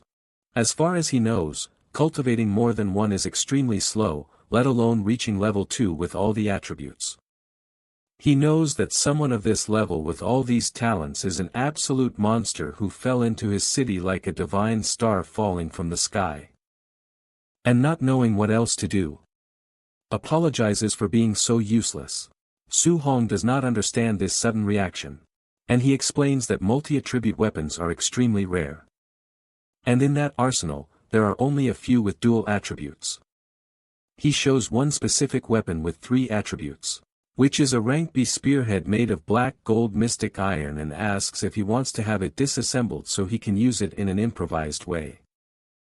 The MC immediately thanks him because as a shaft, he will be able to use his thunder and fire spear since a 3-attribute spear is more than enough for a start. In addition, the Lord comments that some anomalies have appeared near the city with dual attributes or even more than that. And he will even ask them to keep an eye out for him. The MC asks what kind of anomalies those are. He replies that several anomalies appeared around the world while the students were at the camp. And in that city specifically, multi-attribute fierce beasts appeared and natural treasures of multiple elements were also born. One person even saw with their own eyes a thunder beast that after touching the mysterious fragment started spitting thunderous flames. Then he comments about the star-observing lake, which is outside the city where a beast of that type also appeared, but warns that it is a dangerous place and that when he enters the Martial University, he will be able to find weapons with multiple attributes. So there is no need to take risks at the moment. Su Hong thanks him for the advice. Several hours later in front of the MC's building, people are amazed that the official limousine appeared in that place with the city lord's license plate. The quarrelsome woman reflects that if her son made her ride in a car like that, she could die happy, and thinking about it makes her hate Su Hong even more, since if he had given up the spot, her son would have had a bright future. Because of that, she is determined to increase that family's rent until she drives them out. However, the door opens and the MC comes out with his uncles, who are surprised by everyone's warm reception. Muram goes to the woman since he wanted to talk to her because they received a mansion from the city lord and are moving the next morning. In addition, he asks her to return the rent they paid in advance. But his wife laughs because they do not need that money and says she can keep it as a gift. Hong can hardly believe that she tried to humiliate them and ended up being humiliated. Later that night, Su Hong goes to the top of the building and knows that it will be the last time he cultivates in that place, and he is already starting to miss it. In addition, with all the points he invested, he still has 1944 left, so he starts investing in blood energy until he reaches 701 points. He realizes that he has finally advanced to intermediate level 2 and decides to research the anomalies the mayor mentioned. However, just by picking up his phone, he cracks the screen. And although he notices that the device did not break, he knows he needs to be careful because he still has not gotten used to the strength at that stage. He does his research and realizes that a rank S spiritual herb appeared overseas, causing an insane dispute among warriors, and even the grandmasters took action. There are also fire beasts that came into contact with a mysterious fragment and instantly gained the attributes of thunder and earth. He thinks about this because he does not know if he can defeat a level 4.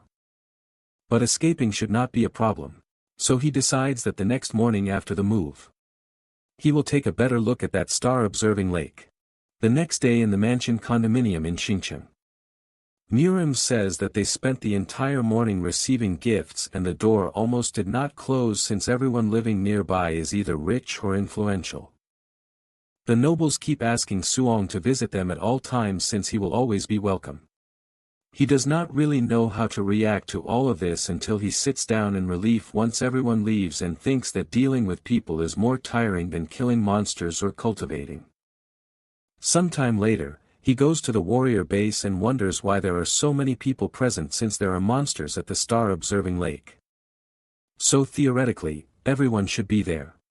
A group appears questioning when the level 3 and 4 warriors will leave because of the lake, since if they decide to rob them for being level 1, they will not be able to do anything. Meanwhile, on the second floor of the warrior base, Yeki asks if he is really sure that it was the MC who killed his nephew. Lu Sun answers that he is 100% sure of it. Then, Yeki stands up and throws the man against the floor with his power, since he should be careful with his words because he should be referring to him as Sir.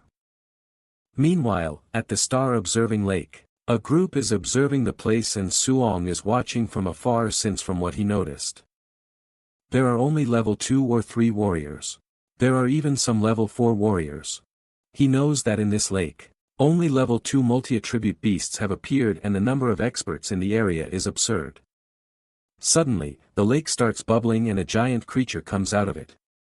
The warriors shout that it is the great spotted starfish, a level 3 creature in the initial stage.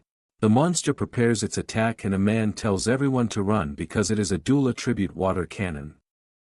Since he is a level 4 warrior, he creates a barrier, but it is completely useless as the attack sends the man flying.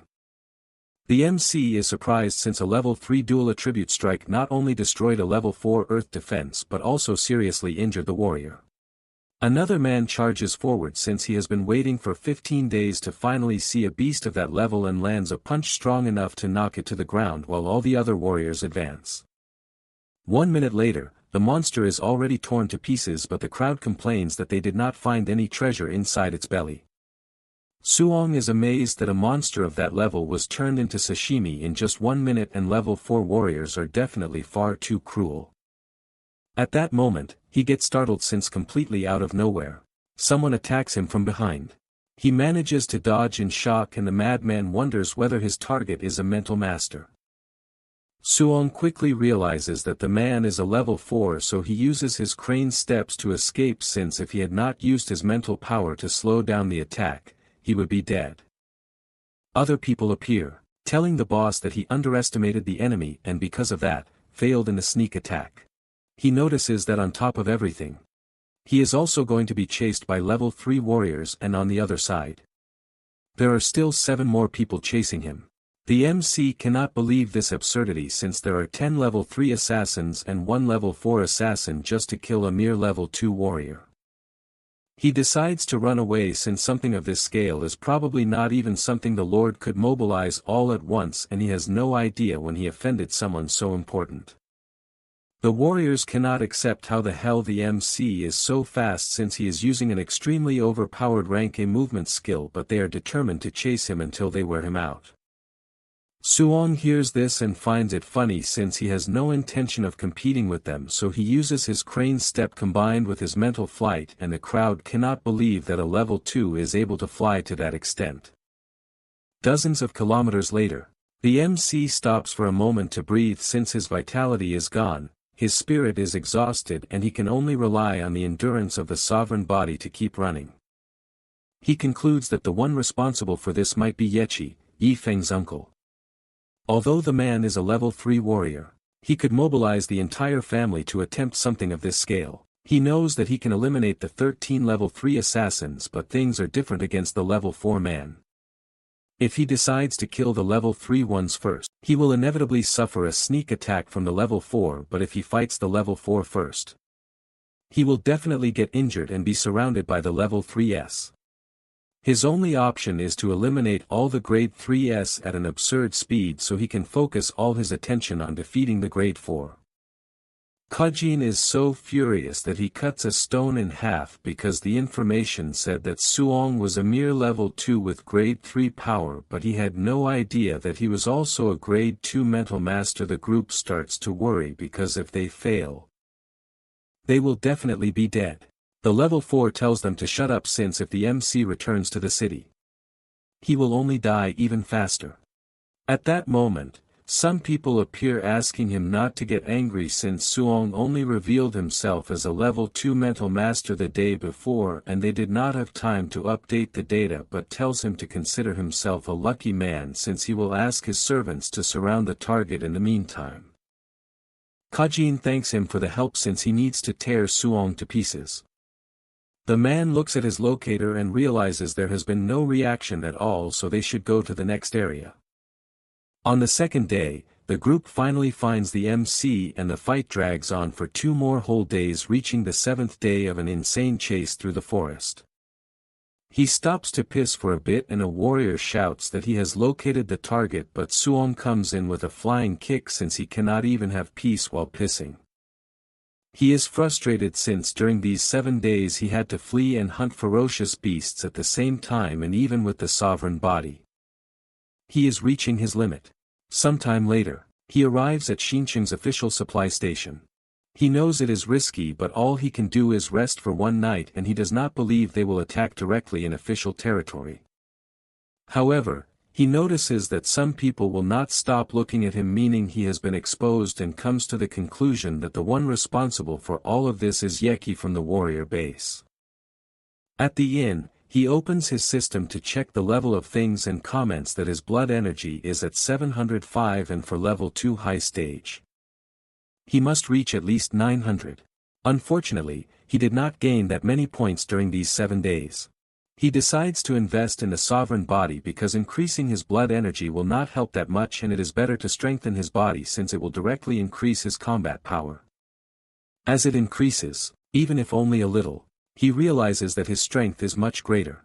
He notes that although the percentage has not risen that much, his strength has increased by about 20%. He decides to cultivate the guidance technique while resting for a bit, since as soon as the enemies arrive, he can simply jump out the window to escape. Several hours later, a banquet is served at the place, but several people are causing trouble to the point that Suong loses his appetite because of the mess. He reflects that a good amount of time has already passed and the assassins still have not appeared, and he does not know whether they are not daring to act in an official supply station or whether they are preparing an ambush outside. In front of him, a drunk guy says that he found a 3-star stellar purple bamboo, but some grade 4 warriors stole it, and he finds that ridiculous. Suong gets excited upon hearing this, since this stellar bamboo is an extremely rare multi-attribute natural treasure. Each star can contain 2 attributes, and for each extra star, it supports 1 more attribute. The 3-star one supports 4 attributes, and even if he has not yet mastered the fusion of 4 attributes, he can still use it in the future. He draws the warrior's attention and says that from what he heard, bizarre magnetic fields appear in the places where these treasures are born, and not even a level 4 warrior can steal them easily. The guy realizes that the MC has knowledge, since there really is an extremely powerful gravitational field around the bamboo, and the higher the level of the warrior who enters, the stronger the field becomes. Another one says that the grade 4 warriors were crushed and turned into minced meat as soon as they entered, and thinking about it better, it is even horrifying to die instantly like that. This makes Suong wonder whether his sovereign body could withstand such terrifying gravity. At that moment, an explosion happens in the place and an attack goes toward him, cutting his table in half. He realizes that the assassins have finally arrived. The squad appears and asks why he stopped running since he was so good at it. The people hide in fear since someone at level 4 is leading 10 more people at level 3 to kill a young man at level 2, and he has no idea what he has gotten himself into. The Kajin orders everyone to leave the hall immediately and asks Suong if he really believed they would not have the courage to attack an official supply station. Suong laughs, since in truth, he had been waiting for them this whole time. The guy laughs since he does not believe that a mere brat intends to eliminate all of them alone. The MC grabs his spear and, concentrating energy into it, replies that he will never know if he does not try. The level 4 warrior panics when he sees that the spear has 3 attributes and immediately retreats, asking everyone to spread out through the hall. However, it is too late, since the MC jumps into the middle of everyone and shouts for them to explode all at once. This attack was so strong that it could be seen from outside through the doors and windows, and in the next second, a catastrophic explosion happens in the place. The warriors cannot believe that the assassins needed to use such a powerful technique just to finish off a grade 2. However, the squad is thrown outside and they begin to believe that in truth, it was the MC who used the ability to finish everyone off at once. After the smoke dissipates, Kajin appears amid the debris and cannot believe the absurd power he has just witnessed from a 3-attribute technique, since the damn report did not mention this. He reflects that as a grade 4, he was gravely injured even while being far away, so the MC, who is merely a level 2, definitely died since he was at the center of the explosion. He laments that they suffered terrible losses, but at least the mission was accomplished, and that is much better than being executed by his leader. However, during this reflection, another explosion happens behind him, and when he turns around to see what it is, he comes face to face with Su Hong activating another ability. Kajin tries to counter-attack in panic, but his target simply disappears before his eyes. He finally realizes what is happening and shouts for his subordinates to wake up quickly because the MC is fleeing once again. The level 3 warrior carrying his companion asks what he said, but the MC drives his spear into him and, lifting both of them with one hand, says that he may not be able to eliminate a grade 4, but at least he can finish off the level 3 subordinates.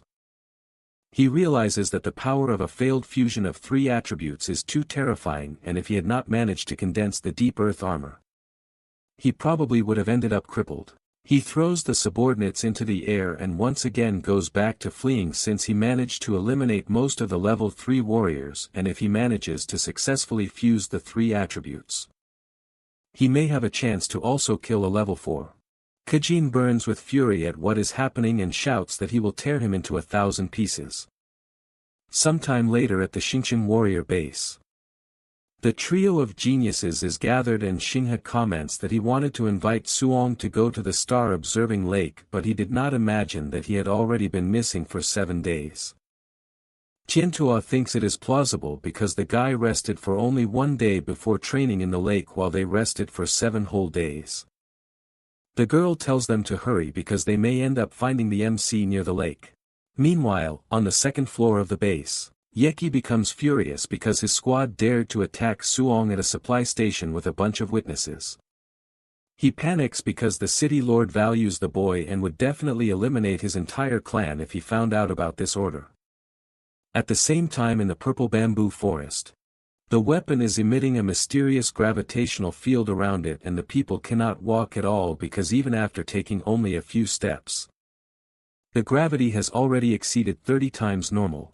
Some other warriors calculate that a level 3 warrior would not be able to approach since the weight is surreal and both the bones and muscles would give in. The squad approaches and says that the higher a warrior's cultivation level is, the greater the pressure exerted by the gravitational field. So if someone at level 4 tried to approach, they would feel a weight many times greater than if they were level 3. He reflects that the 3-star stellar purple bamboo is valuable, but there is no point if they cannot take it, and it is better to keep looking for the sacred object that the leaders of the celestial race ordered them to find.